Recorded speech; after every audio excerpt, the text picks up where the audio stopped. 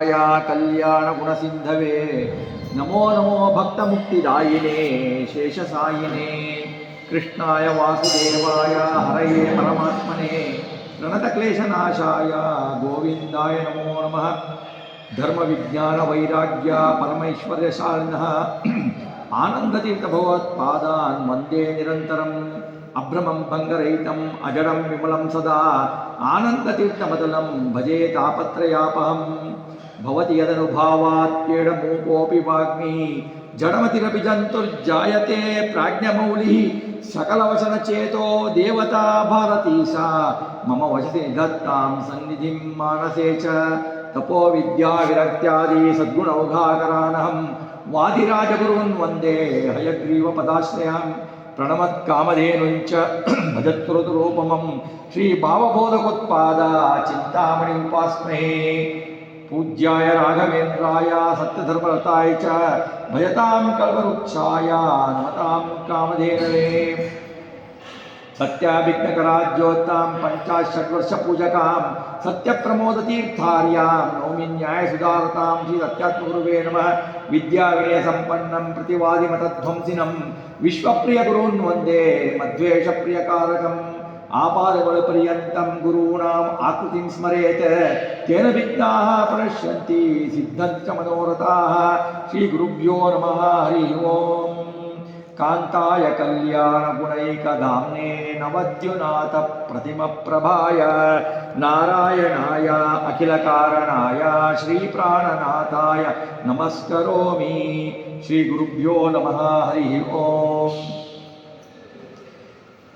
ಈ ಮಧ್ವ ನವರಾತ್ರಿಯ ಪರ್ವಕಾಲದಲ್ಲಿ ನಾವು ಮಧ್ವಾಚಾರ ಚರಿತ್ರೆಯನ್ನು ಅಂದರೆ ಮುಖ್ಯಪ್ರಾಣ ಚರಿತ್ರೆಯನ್ನು ಕಲಿಯುವುದಲ್ಲಿ ಅವತರಿಸಿದ ಮುಖ್ಯಪ್ರಾಣದ ಚರಿತ್ರೆಯ ಚಿಂತನೆಯನ್ನು ಮಾಡ್ತಾ ಇದ್ದೇವೆ. ಚಿಂತನೆಯಲ್ಲಿ ನಿನ್ನೆಯ ತನಕ ಮಾಡಿದ ಚಿಂತನೆ ಅವರು ಸನ್ಯಾಸಾಶ್ರಮ ಸ್ವೀಕರಿಸಿದರು, ಕೆಲವೊಂದು ಮಹಿಮೆಗಳನ್ನು ತೋರಿದರು, ಕೆಲವೊಂದು ವಾದಿಗಳನ್ನು ಸೋಲಿಸಿದರು ಅಂತ ನೋಡಿದ್ದೇವೆ. ಇನ್ನು ಅದೇ ಮುಂದುವರಿಯುತ್ತೆ ಚಿಂತನೆ 6ನೇ ಸರ್ಗದಲ್ಲಿ. ಕೆಲವು ಪಂಡಿತರೆಲ್ಲ ಶ್ರೀಮದ್ ಆಚಾರ್ಯರು ಹೇಳುವ ಸ್ಪಷ್ಟ ವೇದದ ಉಚ್ಚಾರಣೆಯ ಅರ್ಥಗಳು ನಿರರ್ಗಳವಾಗಿ ಮಾಡುವುದನ್ನು ಕೇಳಿಬಿಟ್ಟು ಐತಿರೇಯ ಉಪನಿಷತ್ತಿನ ಅರ್ಥವನ್ನು ಹೇಳ್ರಿ ಅಂತ ಕೇಳ್ತಾರೆ. ಐತರೇಯ ಮತ ಕಿಂಚನ ಸೂಕ್ತಂ ಸೂಚಯನ್ ಸರಸಿ ತತ್ರ ಗರಿಷ್ಠ ಶ್ರೋತುಮಿಚ್ಛತಿ ಸಭಾ ಭಗವತ್ವ ಸೂಕ್ತ ಭಾವಮಿತಿ ತಾವದು ವಾಚ. ಅಭಿಪ್ರಾಯವನ್ನು ನಿಮ್ಮ ಮೂಲಕ ತಿಳಿದು ಬಯಸ್ತೀವಿ. ಐತರೇಯ ಉಪನಿಷತ್ನ ಅಭಿಪ್ರಾಯವನ್ನು ದಯವಿಟ್ಟು ಇದರ ಅರ್ಥವನ್ನು ಹೇಳುವರಾಗಿ ಅಂತ ಆಚಾರ್ಯರನ್ನು ಕೇಳುತ್ತಾರೆ.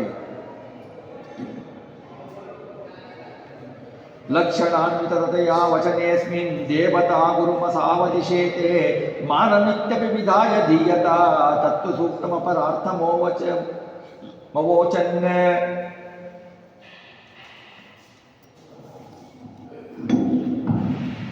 ಆಗ ಶ್ರೀಮದ್ ಆಚಾರ್ಯರು ಅರ್ಥವನ್ನು ಹೇಳ್ತಾ ಹೋಗ್ತಾರೆ.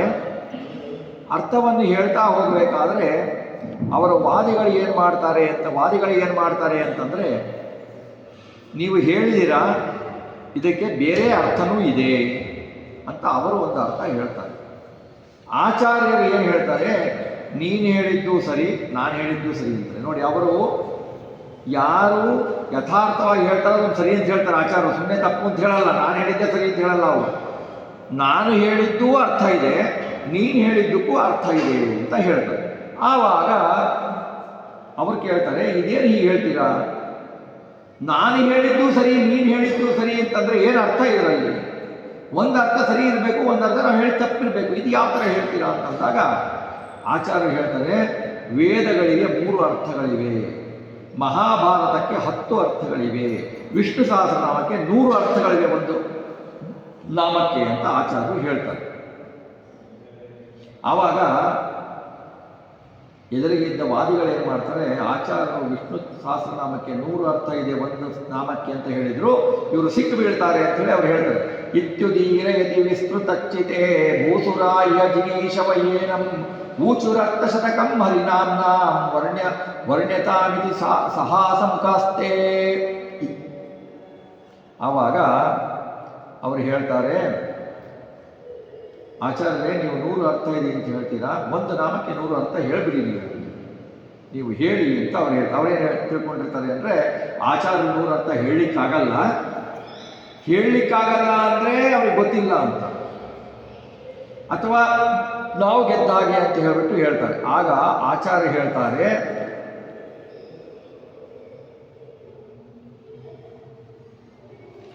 ನಾನು 100 ಅರ್ಥ ಹೇಳ್ತೀನಿ, ಒಂದು ಷರತ್ತು ನಿಮಗೆ. ನಾನು 100 ಅರ್ಥ ಏನು ಹೇಳ್ತೀನೋ ನೀವು ಅದು ಬರ್ಕೊಂಡು ನನಗೆ ಇಮಿಡಿಯೇಟಾಗಿ ಹೇಳಬೇಕು. 100 ಅರ್ಥನ ಹೇಳಬೇಕು. ನೀವು 100 ಅರ್ಥ ಹೇಳ್ತೀನಿ ಅಂದರೆ ನಾನು ಹೇಳ್ತೀನಿ. ಆವಾಗ ಪಂಡಿತರು ಏನು ಮಾಡ್ತಾರೆ, ಆಚಾರ್ಯರು ಹೇಳ್ತಾರೆ ಒಂದು 10 ಅರ್ಥ ಹೇಳ್ಬೋದು, ಆಮೇಲೆ ಆಗಲ್ಲ ಅವ್ರ ಕೈಯಲ್ಲಿ ಇಟ್ಕೊಂಡ್ಬಿಟ್ಟು ಸರಿ ಅಂತಾರೆ, ನಾವು ಮಾಡ್ತೀವಿ 100 ಅರ್ಥ ನಾವು ಹೇಳ್ತೀವಿ, ನಿಮಗೆ ಒಪ್ಪಿಸ್ತೀವಿ ಅಂತ ಹೇಳ್ತಾರೆ. ಆವಾಗ ಆಚಾರ್ಯರು ವರ್ಣಯಾಮಿ ತದಹಂ ಸಕಲಂ ವಹ ಸೌಷ್ಟವಾದವನವತಂ ಭವಂತಃ ತಂ ವದಂತಮಿತಿ ಶೇತ ವದಂತೋ ಬಾಣಮಿತ್ಯತಿ ದೃಢೋದ್ಯಮವಾಪು. ಶಾಸ್ತ್ರಾನುಸಾರವಾಗಿ ಅವರು ವಿಶ್ವ ಶಬ್ದದ ಓಂ ವಿಶ್ವಂ ವಿಷ್ಣು ಷಟ್ಕಾರೋ ಅಂತಿದೆಯಲ್ಲ, ವಿಶ್ವ ಶಬ್ದದ 100 ಅರ್ಥಗಳನ್ನು ಉದಾಹರಣೆ ಕೊಟ್ಟು ಯಾವುದರಲ್ಲಿ ಇದು ಉಲ್ಲೇಖವಾಗಿದೆ ಎನ್ನುವುದನ್ನು ಪ್ರಮಾಣ ಕೊಟ್ಟು ಆ 100 ಅರ್ಥ ಸುಮ್ಮನೆ ಮನಸ್ಸಿಗೆ ಬಂದಿದ್ದ ಅರ್ಥ ಹೇಳಲ್ಲ ಆಚಾರ್ಯರು. ಯಾವುದೇ ಗ್ರಂಥದ ಆಚಾರಕ್ಕೆ ಗ್ರಂಥಗಳನ್ನು ತಿಳ್ಕೊಳ್ಳಿ, ಮುಕ್ತೇ ಗರುಡ ಪುರಾಣೆ, ಮುಕ್ತೇ ವಾಮನ ಪುರಾಣೆ, ಮುಕ್ತೇ ಭಾರತೆ ಅಂತ ಹೇಳ್ತಾರೆ. ನಾನು ಹೇಳಿದ್ದೀನಿ ಅಂತಂದು ಹೇಳಲ್ಲ ಆಚಾರ್ಯರು. ಹಾಗಾಗಿ ಅವರು ಹಾಗೆ ಹೇಳ್ತಾರೆ. ಹಾಗೆ ಹೇಳಬೇಕಾದ್ರೆ ಪ್ರತ್ಯಯ ಪ್ರಕೃತಿ ಸಂಗಮ ಭಿಂಗಿಂ ಶಬ್ದಶಾಸ್ತ್ರ ವಿಹಿತಾಂ ಪ್ರತಿದರ್ಶ್ಯ ಶುದ್ಧದಿ ಶ್ರುತಿ ಶಿರಸಸ್ತಸಿದ್ಧ ಅಭ್ಯದ ಸದರಿ ವಿಶ್ವ ಪದಾರ್ಥನ್. ವಿಶ್ವ ಪದಾರ್ಥಕ್ಕೆ ಅದರಲ್ಲಿರುವ ಧಾತು ಎಲ್ಲ ತೆಗೆದುಕೊಂಡು ಹೇಳ್ತಾರೆ. ಅದರಲ್ಲಿ ಒಂದೆರಡು ಅರ್ಥ ಹೇಳಬೇಕು ಅಂದರೆ, ವಿಶ್ವ ಶಬ್ದ ವಿಷ ಪ್ರವೇಶನೆ ಅಂತ ಧಾತು ಇದೆ ಸಂಸ್ಕೃತದಲ್ಲಿ, ವ್ಯಾಕರಣದಲ್ಲಿ. ಅದಕ್ಕೆ ವಾ ಪ್ರತ್ಯಯ ಬರುತ್ತೆ. ವಿಶತಿ ಅಂತ ಅಂದರೆ ಪ್ರವೇಶಿಸುತ್ತಾನೆ ಅಂತ ಅರ್ಥ, ಪ್ರವೇಶಿಸುತ್ತಾನೆ ಅಂತಾರೆ. ಆಮೇಲೆ ಈ ಹುಟ್ಟು ಧಾತುಗಳಿಗೆ ವಿಶ್ವ ಜಗತ್ತಿನಲ್ಲಿ ಪ್ರವಿಷ್ಟನಾಗಿದ್ದು ಜ್ಞಾನರೂಪನಾಗಿರುತ್ತಾನೆ ಅಂತಲೂ ಅರ್ಥ ಬರುತ್ತೆ ಅಂತ ಹೇಳ್ತಾರೆ. ಇನ್ನೊಂದು ವಿನಾ ಅಂದರೆ ಗರುಡೇನ ಸ್ವಯತಿ ಗಚ್ಚತಿ, ಗರುಡನ ಮೂಲಕ ಸಂಚರಿಸುತ್ತಾನೆ ಎಂದು ಅರ್ಥ ವಿಶ್ವಪದಕ್ಕೆ ಅಂತ ಹೇಳ್ತಾರೆ. ಆಮೇಲೆ ಮುಖ್ಯವಾಗಿ ವಿಶ್ವಂ ವಾಯು ಅಂತರ್ಯಾಮ. ವಿಶ್ವಂ ಅಂದರೆ ವಾಯುದೇವರು, ವಾಯುದೇವರ ಅಂತರ್ಯಾಮಿಯಾಗಿ ವರ್ತನೆ ಮಾಡ್ತಾನೆ ಭಗವಂತ ಅನ್ನೋದನ್ನು ಒಂದು ಹೇಳ್ತಾರೆ. ಜಗತ್ತಿನಲ್ಲಿ ಇದ್ದು ಬಿಟ್ಟು ಜಗತ್ತನ್ನು ಪ್ರವರ್ತಕ ನಿಯಾಮಕ ಮಾಡ್ತಾನೆ ಅಂತ ಭಗವಂತನಿಗೆ ಹೇಳ್ತಾರೆ ಅರ್ಥವನ್ನು. ಹೀಗೆ 50ಕ್ಕೂ ಹೆಚ್ಚು ಅರ್ಥಗಳನ್ನು ಆಚಾರ್ಯ ಹೇಳ್ತಾರೆ. ಇವರು ಬರ್ಕೊತಾ ಇರ್ತಾರೆ, ಹೇಳ್ತಾ ಇರ್ತಾರೆ. ಅವರೆಲ್ಲ ಕೂತ್ಕೊಂಡವ್ರು ನೀನು ಹತ್ತರ್ಥ ಬರ್ಕೋ, ನೀನು ಹತ್ತರ್ಥ ಬರ್ಕೋ, ನೀನು ಹತ್ತರ್ಥ ಬರ್ಕೋ ಅಂತ ಹೇಳ್ತಾ ಇರ್ತಾರೆ. ಇವರು ಯಾವಾಗ ಹೇಳ್ತಾರೆ ಪುಂಖಾನುಪುಂಖವಾಗಿ ಹೇಳ್ತಾ ಇರ್ತಾರೋ ಅವರು 40 ಬರ್ಕೊಳ್ಳೋ ಅಷ್ಟೊತ್ತಿಗೆ ಅವ್ರ ಕೈಯಲ್ಲಿ ನೆನಪೇ ಇರಲ್ಲ. ಆಚಾರ್ಯ ಹೇಳಿದ ನೆನಪೇ ಇರಲ್ಲ. ಆವಾಗ ಆ ಧಾರಣೆ ಸಾಲಲ್ಲ. ಯಾಕೆಂದರೆ ವಾಯುದೇವರ ಶಕ್ತಿ ಏನು, ಅವರುಗಳ ಶಕ್ತಿ ಏನು ಹೇಳಲಿಕ್ಕಾಗಲ್ಲ. ದೇವತೆಗಳಿಗೆ ವಾಯುದೇವರ ಶಕ್ತಿ ಸಮಾನ, ರುದ್ರ ಗರುಡ ಶೇಷರಿಗೆ ಆಗಲ್ಲ. ಇನ್ನು ಈ ಪಂಡಿತರಿಗೆ ಏನಾಗತ್ತೆ, ಹಾಗಾಗಿ ಅವರಿಗೆ ಆಚಾರ್ಯ 100 ಅರ್ಥಗಳನ್ನು ಹೇಳಿದರು ಅಂದರೆ ನಮಗೇನಾದರೂ ಹೇಳಿ ಅಂತ ಅರ್ಥದಲ್ಲಿ ಯೋಚನೆ ಮಾಡ್ತೀವಿ, ಮತ್ತೆ ಹೇಳ್ತೀವಿ, ಮತ್ತೆ ಎಲ್ಲಿ ತಪ್ಪಾಗ್ಬಿಡತ್ತೋ ಅಂತ ಹೇಳ್ತೀವಿ. ಆಚಾರ್ಯಗಳಿಗೆ ಏನು ಹೆದರ್ತಾ ಇರಲಿಲ್ಲ, ಗಂಭೀರವಾಗಿ ಸ್ಪಷ್ಟವಾಗಿ ವೇಗವಾಗಿ ಅರ್ಥಗಳನ್ನು ಹೇಳ್ತಾ ಇದ್ರು. ಆವಾಗ ಪಂಡಿತರು ಅಶಕ್ತರಾಗ್ಬಿಟ್ಟು ಅವರು ಹೇಳ್ತಾರೆ, ದೇವತಾ ಸ್ವಸುಲಭ ಪ್ರತಿಭಾತೆ ಮಾನುಷೇಷು ಚಪಲೇಶು ಕಥಾಕ ಕ್ಷಾಮ್ಯ ಸೌಮ್ಯ ಸಕಲಜ್ಞ ನಮಸ್ತೆ ತೇ ಬ್ರುವಂತ ಹಿಡಿತಂ ಕಿಲ ನೇಮು. ನಿಮ್ಮದು ಅದ್ಭುತವಾದ ಬುದ್ಧಿ, ಈ ಶಕ್ತಿ ದೇವತೆಗಳಿಗೂ ಬರಲ್ಲ. ಇನ್ನು ನಮ್ಮ ಪಾಡೇನು, ನೀವು ಮಹಾಮಹಿಮರು ಅಂತ ಅವರಿಗೆ ಕೈ ಮುಗಿದ್ಬಿಟ್ಟು ನಮ್ಮ ತಪ್ಪನ್ನು ಕ್ಷಮಿಸಿ. ನೀವು ಎಲ್ಲ ಮಧ್ವಾಚಾರ್ಯರಿಗೆ ಎಲ್ಲ ಪಂಡಿತರು ಕೂಡ ಸಾಷ್ಟಾಂಗ ನಮಸ್ಕಾರವನ್ನು ಮಾಡಿಬಿಡ್ತಾರೆ. ಆವಾಗ ಆಚಾರ್ಯ ಪಯಸ್ವಿನಿ ನದಿ ತೀರಕ್ಕೆ ಇನ್ನೊಂದು ಇದಕ್ಕೆ ಹೋಗ್ತಾರೆ. ಆವಾಗ ಕೇರಳದಲ್ಲಿ ಏನು ಮಾಡ್ತಾರೆ ಅಂದರೆ, ವೇದಶಾಸ್ತ್ರ ಚತುರಾದ ಪಂಡಿತರು ಬರ್ತಾರೆ. ಪಂಡಿತರು ಬಂದು ಏನು ಮಾಡ್ತಾರೆ, ಅವರಿಗೆ ಮಧ್ವಾಚಾರ್ಯರ ಜೊತೆಗೆ ವಾದ ಮಾಡಿ ಸೋಲ್ತಾ ಇರೋದು ನೋಡಿರ್ತಾರೆ. ನಾವು ಮಧ್ವಾಚಾರ್ಯರ ಎದುರಿಗೆ ನಿಲ್ಲಕ್ಕಾಗಲ್ಲ, ಸೋತ್ರೆ ನಮ್ಮ ಕೇರಳದ ಮರ್ಯಾದೆ ಹೋಗುತ್ತೆ ಅಂತ ಬೇರೆ ದೇಶದವ್ರನ್ನ ಕರ್ಕೊಂಡ್ಬರ್ತಾರೆ. ಬೇರೆ ದೇಶ ಅಂದರೆ ಭಾರತ ಬಿಟ್ಟಲ್ಲ, ಆ ಪ್ರದೇಶ ಬಿಟ್ಟು ಬೇರೆ ದೇಶವನ್ನು ಅವ್ರನ್ನ ಕರ್ಕೊಂಡ್ಬರ್ತಾರೆ. ಅವನ ಪಂಡಿತ ಅವನನ್ನು ಬಿಡ್ತಾರೆ. ಅವನನ್ನು ಬಿಟ್ಟು ಏನು ಮಾಡ್ತಾರೆ ಅವರೇನು ಮಾಡ್ತಾರೆ ಅಂತಂದರೆ ದಾನದ ಸೂಕ್ತಕ್ಕೆ ಅರ್ಥ ಹೇಳಿ ಅಂತಾರೆ. ಸಾಮಾನ್ಯ ಸನ್ಯಾಸಿಗಳು ದಾನ ಮಾಡೋಗಿಲ್ಲ, ದಾನ ತಗೊಳ್ಳಾಗಿಲ್ಲ. ಅಂದರೆ ಬಿಡಿ ಸನ್ಯಾಸಿಗಳಿಗೂ ಪೀಠಾಧಿಪತಿಗಳಿಗೂ ವ್ಯತ್ಯಾಸ ಇದೆ. ಪೀಠಾಧಿಪತಿಗಳು ತಗೊಳ್ತಾರೆ, ಯಾಕಂದರೆ ಸಂಸ್ಥೆ ಪಂಡಿತರನ್ನ ಸಾಕ್ತಾ ಇರ್ತಾರೆ, ಅವರು ತಗೊಳ್ತಾರೆ, ಕೊಡ್ತಾರೆ. ಆದರೆ ಬೇರೆ ಬಿಡಿ ಸನ್ಯಾಸಿಗಳಿದ್ದಾರಲ್ಲ, ಇವರು ದಾನಗಳನ್ನು ತಗೊಳ್ಳೋ ಹಾಗಿಲ್ಲ, ದಾನ ಕೊಡೋ ಹಾಗಿಲ್ಲ. ಪೀಠಾಧಿಪತಿಗಳಿಗೆ ಒಂದು ಸಂಸ್ಥೆ, ಒಂದು ಸಾಮ್ರಾಜ್ಯ ನಡೆಸ್ತಾ ಇರ್ತಾರೆ, ಅವರು ತಗೊಳ್ತಾರೆ. ಅವರಿಗಾಗಿ ತಗೊಳ್ಳಲ್ಲ, ಅವರಿಗಾಗಿ ತಗೊಳ್ಳಲ್ಲ. ನಾವಂತೀವಿ ಯಾವುದೋ ಸ್ವಾಮಿಗಳು ಬರೀ ದುಡ್ಡು ತಗೊಳ್ತಾರೆ ಅಂತ. ಅವರ ಖರ್ಚಿಗೆ ಯಾವ ಸ್ವಾಮಿಗಳು ತಗೊಳ್ಳಲ್ಲ. ಅವರು ಮಾಡೋ ಸಂಸ್ಥೆ ಪೋಷಣೆ ಮಾಡೋದು, ಪಂಡಿತರನ್ನು ಪೋಷಣೆ ಮಾಡೋದು, ನಮ್ಮ ಸಂಸ್ಥೆಯನ್ನು ಬೆಳೆಸೋದು ಕರ್ತವ್ಯ ಇರುತ್ತೆ, ಅದಕ್ಕೋಸ್ಕರ ತಗೊಳ್ತಾರೆ. ಹಾಗಾಗಿ ಆ ದಾನ ಈ ಆಚಾರ್ಯರಿಗೆ ಗೊತ್ತಿಲ್ಲ, ಈ ದಾನ ಮಾಡುವ ಗೊತ್ತಿಲ್ಲ, ದಾನ ತಗೊಂಡು ಗೊತ್ತಿಲ್ಲ, ಇವರೇನು ಅರ್ಥ ಹೇಳಬಹುದು ಅಂತ ಹೇಳಿಬಿಟ್ಟು ಪಂಡಿತರು ಅವನೊಬ್ಬರನ್ನ ಮುಂದೆ ಬಿಡ್ತಾರೆ. ಮಂತ್ರ ಯಂತ್ರ ಇತಿತೆ ದ್ವಿಜವರ್ಯ ಅನ್ಯ ದೇಶದ ಮುಖಾಸ್ತಮ ಪೃಚ್ಛನ್ ಸದ್ದದಾದ ಸುಖ ಸಂಶಯ ನಿಂದಕಾರಿ ಸೂಕ್ತದ ಅರ್ಥಂಪೇತ್ಯ. ಆವಾಗ ಅವರೊಂದು ಸೂಕ್ತದ ಅರ್ಥ ಹೇಳಬೇಕಾದ್ರೆ ಏನು ಹೇಳ್ತಾರೆ ಅಂದರೆ, ತೃಣೀಯಾತ್ ಎಂಬ ಶಬ್ದ ಬರುತ್ತೆ. ಆ ಶಬ್ದದ ಮೂಲ ಪೃಣಧಾತು ಅಂತ, ಪೃಣದಾನಿ ಎಂಬ ಧಾತುವನ್ನಾಗಿ ಮಾಡ್ಕೊಂಡ್ಬಿಟ್ಟು ಹೇಳ್ತಾರೆ ಆಚಾರ್ಯ. ಆವಾಗ ಇವರು ಅದು ಸರಿಯಲ್ಲ, ಅವನು ಹೇಳ್ತಾನೆ ಸರಿಯಲ್ಲ, ಇದು ಪ್ರೀಣ್ ಧಾತು, ಪ್ರೀಣನೆ ಎಂಬ ಧಾತು ಹೇಳುತ್ತಿರುವಾಗ ಆ ಬ್ರಾಹ್ಮಣನ ಕುರಿತು ಇವರು ಆಚಾರ್ಯ ಹೇಳ್ತಾರೆ, ಪ್ರೀಣ್ ಧಾತು ಇದು, ನೀವು ಹೇಳಿದ ಧಾತು ಅಲ್ಲ, ನೀವು ತಪ್ಪು ಹೇಳ್ತಾ ಇದ್ದೀರಾ ಅಂತ ಆಚಾರ್ಯರಿಗೆ ಖಂಡಿಸಲಿಕ್ಕೆ ನೋಡ್ತಾರೆ. ಅದನ್ನು ನೋಡಿದ ತಕ್ಷಣ ಆಚಾರ್ಯರು ಹೇಳ್ತಾರೆ, ಪ್ರಾದಿಭೇದಮವಿದನ್ ಗುಣಯತ್ವಂ ಮೂಢಪಾಂಸು ಶುಚಿ ಲಿಖನ್ಲಿಗಿ ಸಂಘಂ ಭರ್ಸಯನ್ನಿತಿ ಜಹಾಸ ಸುಹಾಸೋ ಮತ್ಸರಾಕುಲಧಿಯೋ ಜಡೆಯನ್. ಅವರಿಗೆ ಆಚಾರ್ಯರಿಗೆ ಸಿಟ್ಟು ಬರುತ್ತೆ, ಹೇಳ್ತಾರೆ ಮೂಢರು ನೀವು ಅಂತ ಹೇಳ್ತಾರೆ. ನೀವು ಮೂರ್ಖರು ಇದ್ದೀರಾ, ನೀವು ಪ್ರೂ ಎಂಬ ಅಕ್ಷರ ಯಾವುದು ಅನ್ನೋದೇ ಗೊತ್ತಿಲ್ಲ, ಪ್ರೀ ಎನ್ನ ಅಕ್ಷರ ಯಾವುದು ಅನ್ನೋದೇ ಗೊತ್ತಿಲ್ಲ, ಅಕ್ಷರಗಳ ವ್ಯತ್ಯಾಸನೇ ನಿಮಗೆ ಗೊತ್ತಿಲ್ಲ, ನೀವೇನು ವಾದ ಮಾಡ್ತೀರಾ ಅಂತ ಕೇಳ್ತಾರೆ ಆಚಾರ್ಯ. ಕೇಳಿಬಿಟ್ಟು ಫಸ್ಟು ಧೂಳು ಮರಳಿನಲ್ಲಿ ಪಾಪ ಪ್ರಾಪರ ಬರ್ಕೊಂಡು ಬಿಟ್ಟು ಅಭ್ಯಾಸ ಮಾಡ್ಕೊಂಡು ಬನ್ನಿ ವಾದಕ್ಕೆ ಅಂತಂತಾರೆ. ಅವ್ರಿಗೆ ಹೇಳಬೇಕಾದ್ರೆ ಗಟ್ಟಿಯಾಗಿ ನಗ್ತಾ ಇರ್ತಾರೆ ಆಚಾರ್ಯರು. ನಕ್ಕು ಬಿಟ್ಟು ಕೆಂಪಾದ ಕಣ್ಣಿನಿಂದ ಅವರನ್ನು ನೋಡ್ತಾ ಇರ್ತಾರೆ, ತೊಡೆಯನ್ನು ತಟ್ಟಿ ಅಟ್ಟಹಾಸ ಮಾಡ್ತಾ ಇರ್ತಾರೆ. ಏನು ಬರ್ತಾ ಇದ್ದೀರಾ ನೀವು, ಏನು ನಿಮಗೆ ಪದಗಳೇ ಗೊತ್ತಿಲ್ಲ, ಪದಗಳ ಭೇದನೇ ಗೊತ್ತಿಲ್ಲ, ವಾಕ್ಯಾರ್ಥ ಮಾಡಿಬಿಟ್ಟು ಮುಂಚೆ ಮರಳಿನಲ್ಲಿ ಬರಿತಾ ಇದ್ರು, ಸ್ಲೇಟು ಏನು ಇರಲಿಲ್ಲ, ಮರಳಿನಲ್ಲಿ ಬರೆದು ಬಿಟ್ಟು ಅಭ್ಯಾಸ ಮಾಡ್ಕೊಂಡು ಬನ್ನಿ ಹೋಗಿ ಅಂತ ಕೇಳ್ತಾರೆ. ನೀವೇನು ಇದಕ್ಕೆ ಬರ್ತೀರಾ ಅಂತ ಹೇಳಿದ್ರು ನೋಡ್ಬಿಟ್ಟು ಎಲ್ಲರೂ ನೃತ್ತಾರೆ, ಇದೇನು ಆಚಾರ್ಯರು ಈ ಥರ ಹೇಳ್ತಾ ಇದ್ದಾರೆ ಅಂತ ಹೇಳಿದರಿಗೆ ಅವರ ಪಾಂಡಿತ್ಯಕ್ಕೆ ಇವರಿಗೆ ಏನಾಗ್ಬಿಡತ್ತೆ, ಆ ಗರ್ವ ಭಂಗ ಆಗತ್ತಲ್ಲ. ಈ ಪಂಡಿತರು ಏನು ಮಾಡ್ತಾರೆ, ನಾವು ಬಂದಿದ್ರೆ ಇದೇ ಆಗಿರೋದು, ಈ ಪಂಡಿತನ ಕಳಿಸಿದ್ವಿ ಅಂತಾರೆ. ಆಚಾರ್ಯ ಮೆಲ್ಲ ನೆನಕು, ಏ ಪಂಡಿತರೇ, ನೀವು ಸೋಲಬಾರ್ದು ಅಂತ ಅವನ್ನ ಕರ್ಕೊಂಡು ಬಂದಿದ್ದೀರಾ, ಅವನ್ನ ಕರ್ಕೊಂಡು ಹಿಂಗೆ ಮಾಡ್ತಾರೆ. ಆಚಾರ್ಯ ನಗತ್ತು ಇವ್ರಿಗೆ ಇನ್ನೂ ಮರ್ಯಾದೆ ಹೋಗ್ಬಿಟ್ಟಿದೆ, ನಾವು ಕರ್ಕೊಂಡು ಬಂದಿರೋದು ಇವ್ರಿಗೆ ಗೊತ್ತಾಗ್ಬಿಟ್ಟಿದೆ, ಇವನು ಮರ್ಯಾದೆನೂ ಜೊತೆಗೆ ನಮ್ಮ ಮರ್ಯಾದೆನೂ ಹೋಯ್ತು ಅಂತೇಳಿ ಅವರಲ್ಲಿಂದ ವಾಪಸ್ ಹೋಗ್ತಾರೆ. ಆಮೇಲೆ ಇನ್ನೊಂದು ಕಡೆ ವಾದ ಆಗುತ್ತೆ. ಹಾಗೆ ಮುಂದೆ ಆಗ್ಬೇಕಾದ್ರೆ ಒಂದು ಸೂಕ್ತ, ಋಗ್ವೇದ ಸೂಕ್ತ ಹೇಳಬೇಕಾದ್ರೆ ಅಪಾಲ ಅಂತ ಒಂದು ಬರುತ್ತೆ, ಪದ ಬರುತ್ತೆ. ಅಪಾಲ ಅಂತ ಪದ ಬಂದಾಗ ಮಧ್ವಾಚಾರ್ಯರು ಅಪಾಲ ಅನ್ನೋದಕ್ಕೆ ಸುಂದರ ತರುಣಿ ಅಂತ ಹೇಳ್ತಾರೆ. ಆ ಸಂದರ್ಭಕ್ಕೆ ಅದು ಹೇಳಿದೆ, ಇಂದ್ರದೇವರಿಗೆ ಸೋಮರಸ ಕೊಡಲಿಕ್ಕೆ ಒಬ್ಬರು ಸುಂದರ ತರುಣಿ ಬರ್ತಾರೆ. ಅಪಾಲ ಅಂತ ಹೇಳ್ತಾರೆ, ಸುಂದರ ತರುಣಿ ಅಂತ ಹೇಳ್ತಾರೆ.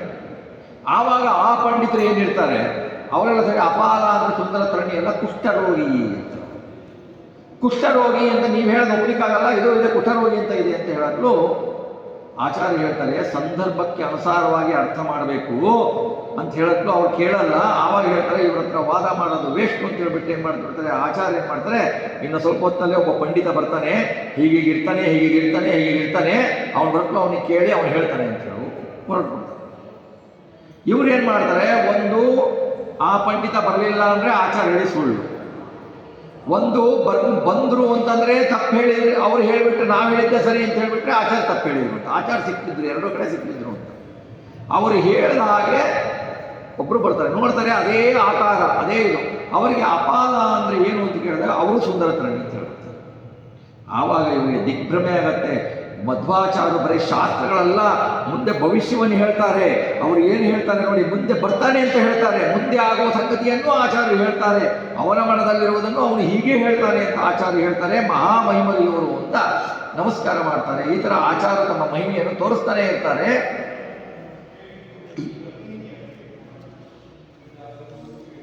ತ್ರಿಕಾಲಜ್ಞಾನಿಗಳು ಆಚಾರ್ಯರು ಅಂತ ಇದರಿಂದ ಗೊತ್ತಾಗತ್ತೆ. ಆಮೇಲೆ ಅವರು ಒಂದು ಸಂಕಲ್ಪ ಮಾಡ್ತಾರೆ.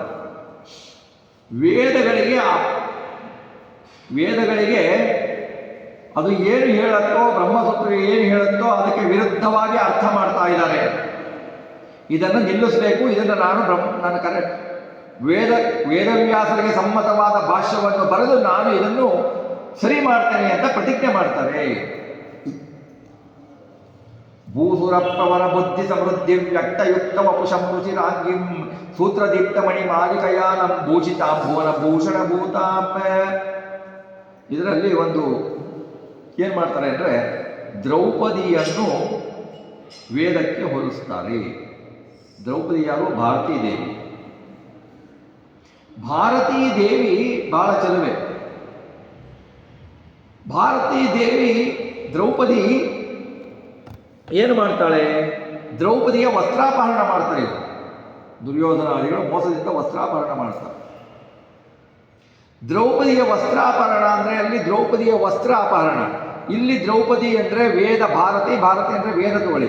ವೇದದ ಅವಮಾನ ಅಪಮಾನ, ವೇದಕ್ಕೆ ಮಾನಭಂಗ. ಅಂದರೆ ವೇದದಲ್ಲಿ ಏನು ಹೇಳ್ತಾ ಇದೆ? ಹರಿ ಸರ್ವೋತ್ತಮ, ವಾಯುಜೀವೋತ್ತಮ ಅಂತ ಹೇಳ್ತಾ ಇದೆ. ಹರಿಯೇ ಸರ್ವೋತ್ತಮ, ಹರಿಯೇ ಸರ್ವತ್ರ ವ್ಯಾಪ್ತ, ಹರಿಯನ್ನು ಬಿಟ್ಟು ಎಲ್ಲರೂ ಅಧೀನರು, ಅವನು ಸ್ವತಂತ್ರ, ಬೇರೆ ಎಲ್ಲರೂ ಪರತಂತ್ರ ಅಂತ ವೇದ ಹೇಳ್ತಾ ಇದೆ. ಇದಕ್ಕೆ ನಾನು ಬ್ರಹ್ಮ ಒಂದೇ, ಬ್ರಹ್ಮ ಅಂದರೆ ಶಾಸ್ತ್ರದಲ್ಲಿ ಪರಮಾತ್ಮ ವಿಷ್ಣು ಅಂತಲೇ ಅರ್ಥ. ಚತುರ್ಮುಖ ಬ್ರಹ್ಮ ಅಂದರೆ ಮಾತ್ರ ಚತುರ್ಮುಖ ಬ್ರಹ್ಮ. ಬ್ರಹ್ಮ ಅಂದರೆ ವಿಷ್ಣು ಅಂತಲೇ ಅರ್ಥ ಶಾಸ್ತ್ರದಲ್ಲಿ. ಎಲ್ಲ ಆಚಾರ್ಯರು ಹೇಳೋದು ಬ್ರಹ್ಮ ಅಂದರೆ ವಿಷ್ಣು ಅಂತಲೇ ಹೇಳೋದು. ಆ ವಿಷ್ಣು ಪರಮ ಸ್ವತಂತ್ರ ಅಂತ ಹೇಳ್ತಾ ಇರ್ತಾರೆ ವೇದ. ಇವರು ಬಂದುಬಿಟ್ಟು ವಿಷ್ಣುವಿಗೆ ಎಣ್ಣೆ ಗುಣ, ಅವನಿಗೆ ಗುಣನೇ ಇಲ್ಲ, ಅವನಿಗೆ ಆಕಾರನೇ ಇಲ್ಲ, ಅವನಿಗೂ ಪ್ರಕೃತಿಗೂ ಭೇದನೇ ಇಲ್ಲ ಅಂತ ಹೇಳ್ತಾ ಇದ್ದಾರೆ. ಇದು ಏನಾಯಿತು? ದ್ರೌಪದಿಯ ಸೀರೆಯನ್ನು ಸೆಳೆದ ಹಾಗಾಯಿತು. ಹೀಗೆ ಅವಮಾನ ಮಾಡಿದಾಗ, ದ್ರೌಪದಿಯ ಸೀರೆಯನ್ನು ಸೆಳೆದು ಅವಮಾನ ಮಾಡಿದಾಗ ಯಾರು ಹೇಳ್ತಾರೆ? ಭೀಮ ಎದ್ದು ಪ್ರತಿಭಟನೆ ಮಾಡ್ತಾನೆ. ಯಾರು ಮುಟ್ಟಿದ್ದೀರೋ ಅವರನ್ನು ಸಂಹಾರ ಮಾಡ್ತೇನೆ, ನಾನು ನಿಮ್ಮ ಕುಲವನ್ನೆಲ್ಲ ಸಂಹಾರ ಮಾಡ್ತೀನಿ, ನಿಮ್ಮ 100 ಜನ ಸಂಹಾರ ಮಾಡ್ತೀನಿ ಅಂತ ಭೀಮಸೇನ ದೇವರು ಪ್ರತಿಜ್ಞೆ ಮಾಡ್ತಾರೆ.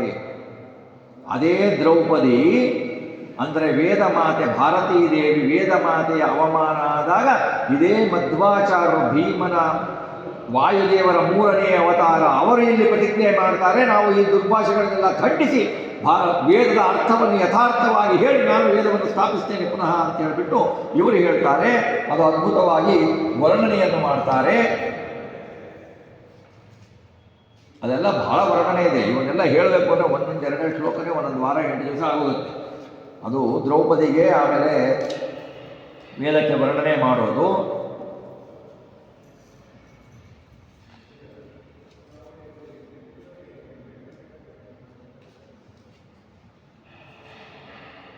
ಆಮೇಲೆ ಏನು ಮಾಡ್ತಾರೆ ಅಂತಂದರೆ, ಅವರು ಬದರಿಗೆ ಹೋಗಲು ನಿಶ್ಚಯಿಸ್ತಾರೆ.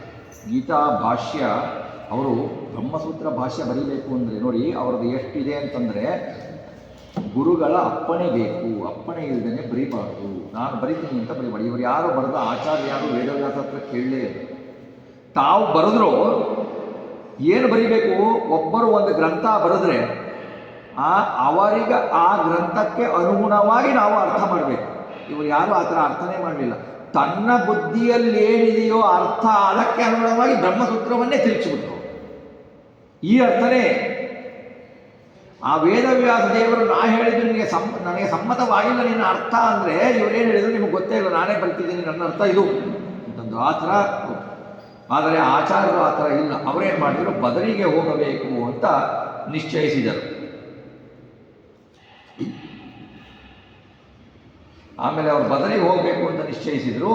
ಬದರಿಗೆ ಹೋಗಬೇಕು ಅಂತ ನಿಶ್ಚಯಿಸಿಕ್ಕಿಂತ ಮುಂಚೆ ಶ್ರೀಮುಷ್ಣದಲ್ಲಿ ಮುಂದೆ ಬರುತ್ತೆ. ಅದು ಶ್ರೀಮುಷ್ಣದಲ್ಲಿ ದಕ್ಷಿಣ ಭಾರತ ತೀರ್ಥಯಾತ್ರೆಗೆ ಹೋದಾಗ ಶ್ರೀಮುಷ್ಣದಲ್ಲಿ ಅವರು ಹೋಗಿ ಇರಬೇಕಾದ್ರೆ ಒಬ್ಬ ಗರ್ಭಿಣಿ ಹೆಂಗಸು ಕೊಡದಿಂದ ನೀರು ದೂರದಿಂದ ಎತ್ಕೊಂಡು ಬರ್ತಾ ಇದ್ವಿ, ಆಯಾಸ ಪಡ್ತಾ ಇದ್ರು. ನೋಡಿದರು, ತಮ್ಮ ದಂಡದಿಂದ ಅಲ್ಲಿ ಹೊತ್ತುಬಿಟ್ಟು ನೀರು ತೆಗೆದ್ರು. ನೋಡು ತಗೊಂಡು ಹೋಗು. ಆ ದಂಡತೀರ್ಥ ಇನ್ನೂ ಹರಿತಾ ಇದೆ. ಶ್ರೀಮುಟ್ಟದಲ್ಲಿ ದಂಡತೀರ್ಥ ಅಂತ ಕೇಳಿದರೆ ಅದನ್ನು ಹೇಳ್ತಾರೆ, ಮಧ್ವಾಚಾರ್ಯರು ಸ್ಥಾಪಿಸಿದ್ದೇ ಅದು ದಂಡತೀರ್ಥ. ಅವರು 800 ವರ್ಷದ ಹಿಂದೆ 800 ವರ್ಷದಿಂದ ಏನು ಮಾಡಿದ್ರು ಎಲ್ಲ ದಂಡತೀರ್ಥಗಳು ಇನ್ನೂ ಗೊತ್ತಿಲ್ಲ. ನಾವು ಮಾಡೋ ಬೋರ್ವೆಲ್ಲು ಹೀಗೆ ಬಂದು ಬಿಡುತ್ತೆ, ಇಲ್ಲ ಇನ್ನೊಂದು 8 ವರ್ಷ ಆಗಕ್ಕೆ ಬರುತ್ತೆ, 10 ವರ್ಷ ಆಗಕ್ಕೆ ಬರುತ್ತೆ. ಏನಾದರೂ ಕೂಡ ಅವರ ದಂಡತೀರ್ಥಗಳು ಒಂದು ಕೂಡ ಇದುವರೆಗೂ ಗೊತ್ತಿಲ್ಲ.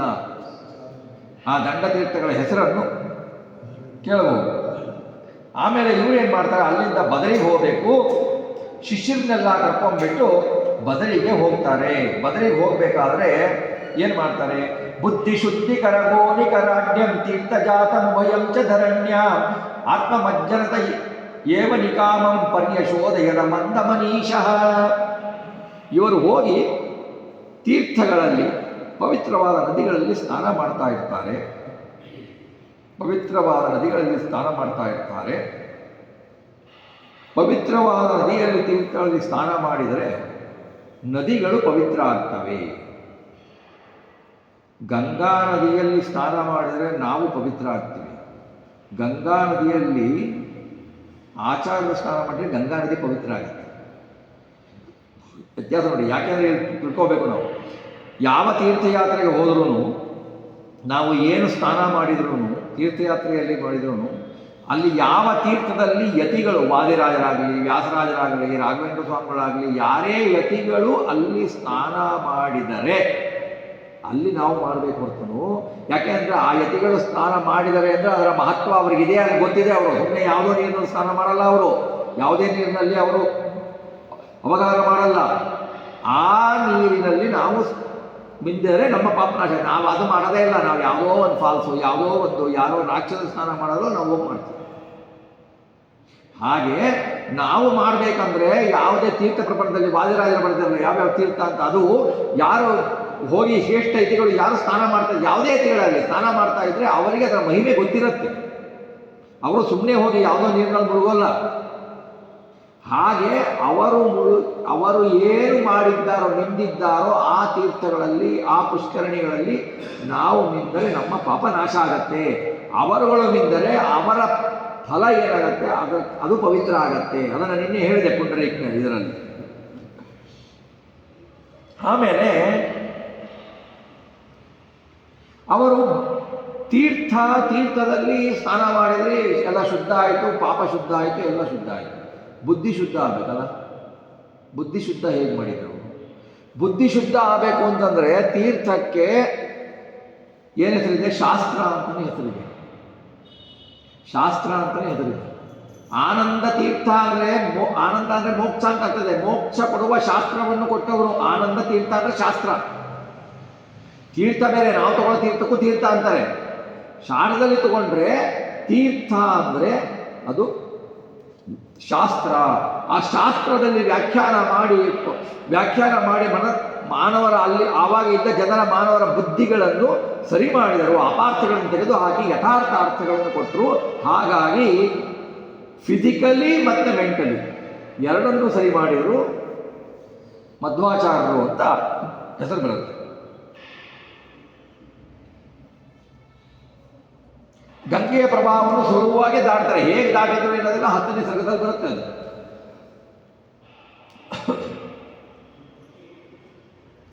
ಗಂಗಾದೇವಿಗಿಂತ ಇವರು ಯಾಕೆ ಪವಿತ್ರರು? ಗಂಗಾದೇವಿ ಹೇಗೆ ಹುಟ್ಟಿದ್ರು? ಭಗವಂತನ ಪಾದದ ಉಗುರಿನ ತುದಿಯಿಂದ ಬ್ರಹ್ಮಾಂಡದ ಕಟಾಹ ಒಡೆದಾಗ ವಾಮನನಾಗಿ ಅವನು ಬಂದು ತ್ರಿವಿಕ್ರಮನಾಗಿ ಬೆಳೆದು ಕಟಾಹ ಒಡೆದಾಗ ಆ ಉಗುರಿನ ಆವಾಗಿನಿಂದ ಹರಿದು ಬಂದು ಅದನ್ನು ತೆಗೆದುಕೊಂಡು ಬ್ರಹ್ಮದೇವರು ಕಮಂಡಲದಲ್ಲಿ ಹಿಡಿದು ವಿಷ್ಣುವಿನ ಪಾದವನ್ನು ತೊಳೆದಾಗ ಬಂದ ಗಂಗೆ ಬರಲಿಕ್ಕೆ ಏನಾಯಿತು? ಭೂಗೆ ಬರಲಿಕ್ಕೆ ಅಷ್ಟು ಸುಲಭ ಆಗಲಿಲ್ಲ. ಅವಳು ಬರಲಿಕ್ಕೆ 10,000 ವರ್ಷಗಳಾದವು. ಅದು ಎಲ್ಲ ವರ್ಣನೆ ಭಾಗವತದಲ್ಲಿ ಬರುತ್ತೆ. 10,000 ವರ್ಷಗಳಾದವು. ಆ ಗಂಗೆ ಯಾವಾಗ ಭಗವಂತನ ಪಾದ ಸಂಪರ್ಕ ಮಾಡಿದ್ದು? ಎಷ್ಟೋ ಕಲ್ಪಗಳ ಹಿಂದೆ ಅಲ್ವಾ? ಅವಳು ಆವಾಗ ಸಂಪರ್ಕ ಮಾಡಿದ್ದಕ್ಕೆ ಇನ್ನೂ ಪಾಪಿಷ್ಟರ ಪಾಪಗಳನ್ನು ಕಳೆತಾಳೆ.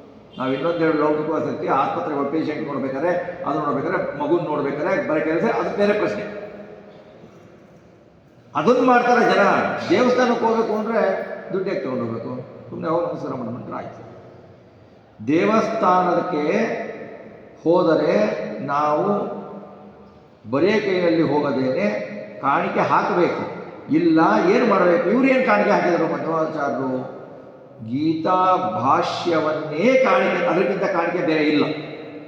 ನಾವು ರಾಘವೇಂದ್ರ ಸ್ವಾಮಿಗಳ ಮಠಕ್ಕೆ ಹೋಗ್ಬಿಟ್ಟು ನಾವು 10 ರೂಪಾಯಿ ಹಾಕ್ಬಿಟ್ಟು ಬರೀ ಲೌಕಿಕವಾಗಿ ನಿಮ್ಮನೇಲಿ ಏನು ನಡೀತು ನಿಮ್ಮನೇಲಿ ಏನು ನಡೀತು ಅಂತ ಕೇಳ್ಕೊಂಡ್ಬಂದ್ರೆ ಉಪಯೋಗ ಇಲ್ಲ. ರಾಘವೇಂದ್ರ ಸ್ವಾಮಿಗಳ ಬರೆದ ಗ್ರಂಥವಾದ ಒಂದು ಅಕ್ಷರವನ್ನು ಅವ್ರ ಮುಂದೆ ಕುತ್ಕೊಂಡ್ಬಿಟ್ಟು ಪಾರಾಯಣ ಮಾಡಿಬಿಟ್ರೆ ಭಾಳ ಸಂತೋಷ ಪಡ್ತಾರೆ ಅವರು. ಅದನ್ನು ಕೊಟ್ಟಿದ್ದೀರಾ ನೀವು ಕಾಣಿಕೆ, ಅದರ ಕಾಣಿಕೆ ಮುಂದೆ ಬೇರೆ ಯಾವುದೂ ಕಾಣಿಕೆ ಇಲ್ಲ. ಹಾಗೆ ಇವರು ಏನು ಮಾಡ್ತಾರೆ ಹೇಳ್ತಾರೆ, ಗೀತಾ ಭಾಷ್ಯವನ್ನು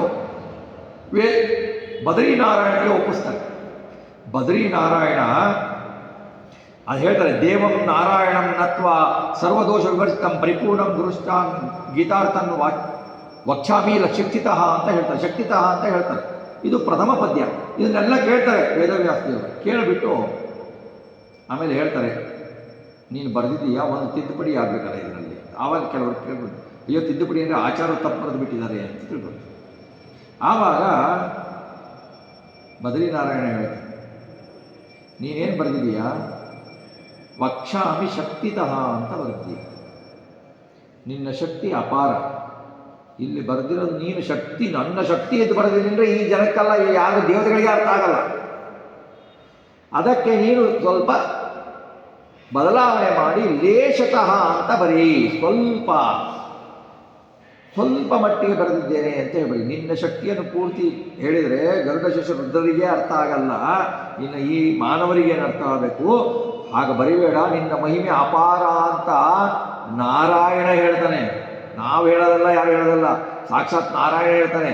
ಯಾರಿಗೂ ಹೇಳಿಲ್ಲ ಪರಮಾತ್ಮ, ಈ ಆಚಾರ್ಯರಿಗೆ ಮಾತ್ರ ಹೇಳಿರೋದು.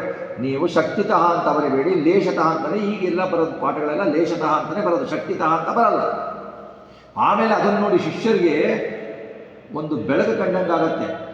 ನಾರಾಯಣ ಬಂದು ಇವರನ್ನ ಮಾತಾಡಿದ್ದು, ಅವರೆಲ್ಲ ಆಶ್ಚರ್ಯ ಪಡ್ತಾರೆ, ಏನು ಮಹಾಮಹಿಮರು ಅಂತ. ಆಮೇಲೆ ಎಲ್ಲರೂ ಮಲ್ಕೊಂಡಿರ್ತಾರೆ. ಮಲ್ಕೊಂಡಿರ್ಬೇಕಾದ್ರೆ ನಾರಾಯಣ ಮತ್ತೆ ಮಾತಾಡ್ತಾನೆ, ಇನ್ನೊಂದು ಸಾರಿ ಹೇಳು ಪಾಠನ, ಇನ್ನೊಂದು ಸಾರಿ ಹೇಳು ಅಂತ. ಮಲಗ್ದ ಶಿಷ್ಯರನ್ನೆಲ್ಲ ಎಬ್ಸಿ ಮತ್ತೆ ಪಾಠ ಹೇಳ್ತಾರೆ ಇವರು. ಪಾಠ ಹೇಳೋದು ಅಂದರೆ ನಾವೇನಂತೀವಿ, ಏನು ಕೇಳಿ ಇನ್ನೊಂದು ಸತಿ ಕೇಳಬೇಕಲ್ಲ. ಭಗವಂತನಿಗೆ ಎಷ್ಟು ಪ್ರಿಯ ನೋಡಿ ಇವರ ಶಾಸ್ತ್ರ. ಇವರು ಹೇಳಿದ್ದನ್ನು ಮತ್ತೆ ಮತ್ತೆ ಕೇಳ್ತಾರೆ, ಅಷ್ಟು ಯಥಾರ್ಥವಾಗಿ ಬರೆದಿದ್ದಾರೆ. ನನ್ನ ಅಭಿಪ್ರಾಯ ಅಷ್ಟು ಚೆನ್ನಾಗಿ ಬರೆದಿದ್ದೀಯಾ ನೀನು ಅಂತೇಳಿ ಅಂತ. ಆವಾಗ ಆ ಪಕ್ಕ ಅವರ ಜೊತೆಗೆ ಬಂದವರೆಲ್ಲ ಸಾಮಾನ್ಯ ಯತಿಗಳಲ್ಲ, ಎಲ್ಲರೂ ಆಚಾರ ಜೊತೆಗೆ ಬರಬೇಕು ಅಂದರೆ ನಾವು ನೀವು ಹೋಗ್ಲಿಕ್ಕಾಗಲ್ಲ, ದೇವತೆಗಳೇ ಹೋಗ್ಬೇಕಲ್ಲಿಗೆ. ಹಾಗಾಗಿ ಅವರು ನೋಡ್ಬಿಟ್ಟು ಏನು ಆಚಾರ ಪ್ರಕಾಶ ನೋಡ್ತಾರೆ ಅವರು, ವೇದವ್ಯಾಸರ ರೂಪವನ್ನು ಇವರು ನೋಡ್ತಾರೆ, ಪ್ರಕಾಶವನ್ನು ಅವರು ನೋಡ್ತಾರೆ. ಆಚಾರ್ಯರ ಮಹಿಮೆಯನ್ನು ಕೇಳಿಬಿಟ್ಟು ಅವರಿಗೆ ಬಹಳ ಸಂತೋಷ ಆಗತ್ತೆ.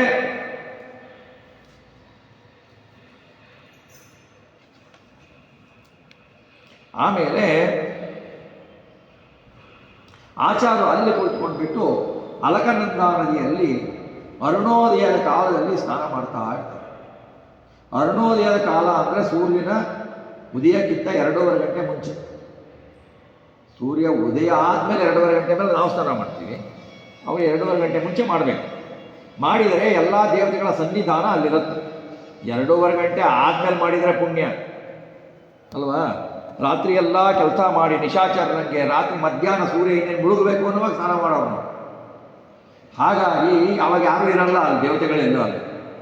ಇವರು ಆ ಚಳಿನಲ್ಲಿ ಅರುಣೋದಯದಲ್ಲಿ ಬದರಿನಲ್ಲಿ ಅರುಣೋದಯದಲ್ಲಿ ಸಿಕ್ಕಾಪಟ್ಟೆ ಚಳಿ ಆ ಟೈಮ್ನಲ್ಲಿ, ಆ ಸಮಯದಲ್ಲಿ ಆ ಚಳಿಯಲ್ಲಿ ಮುಳುಗಲಿಕ್ಕೆ ಆಗಲ್ಲ, ಕೈ ಇಡ್ಲಿಕ್ಕೆ ಆಗಲ್ಲ.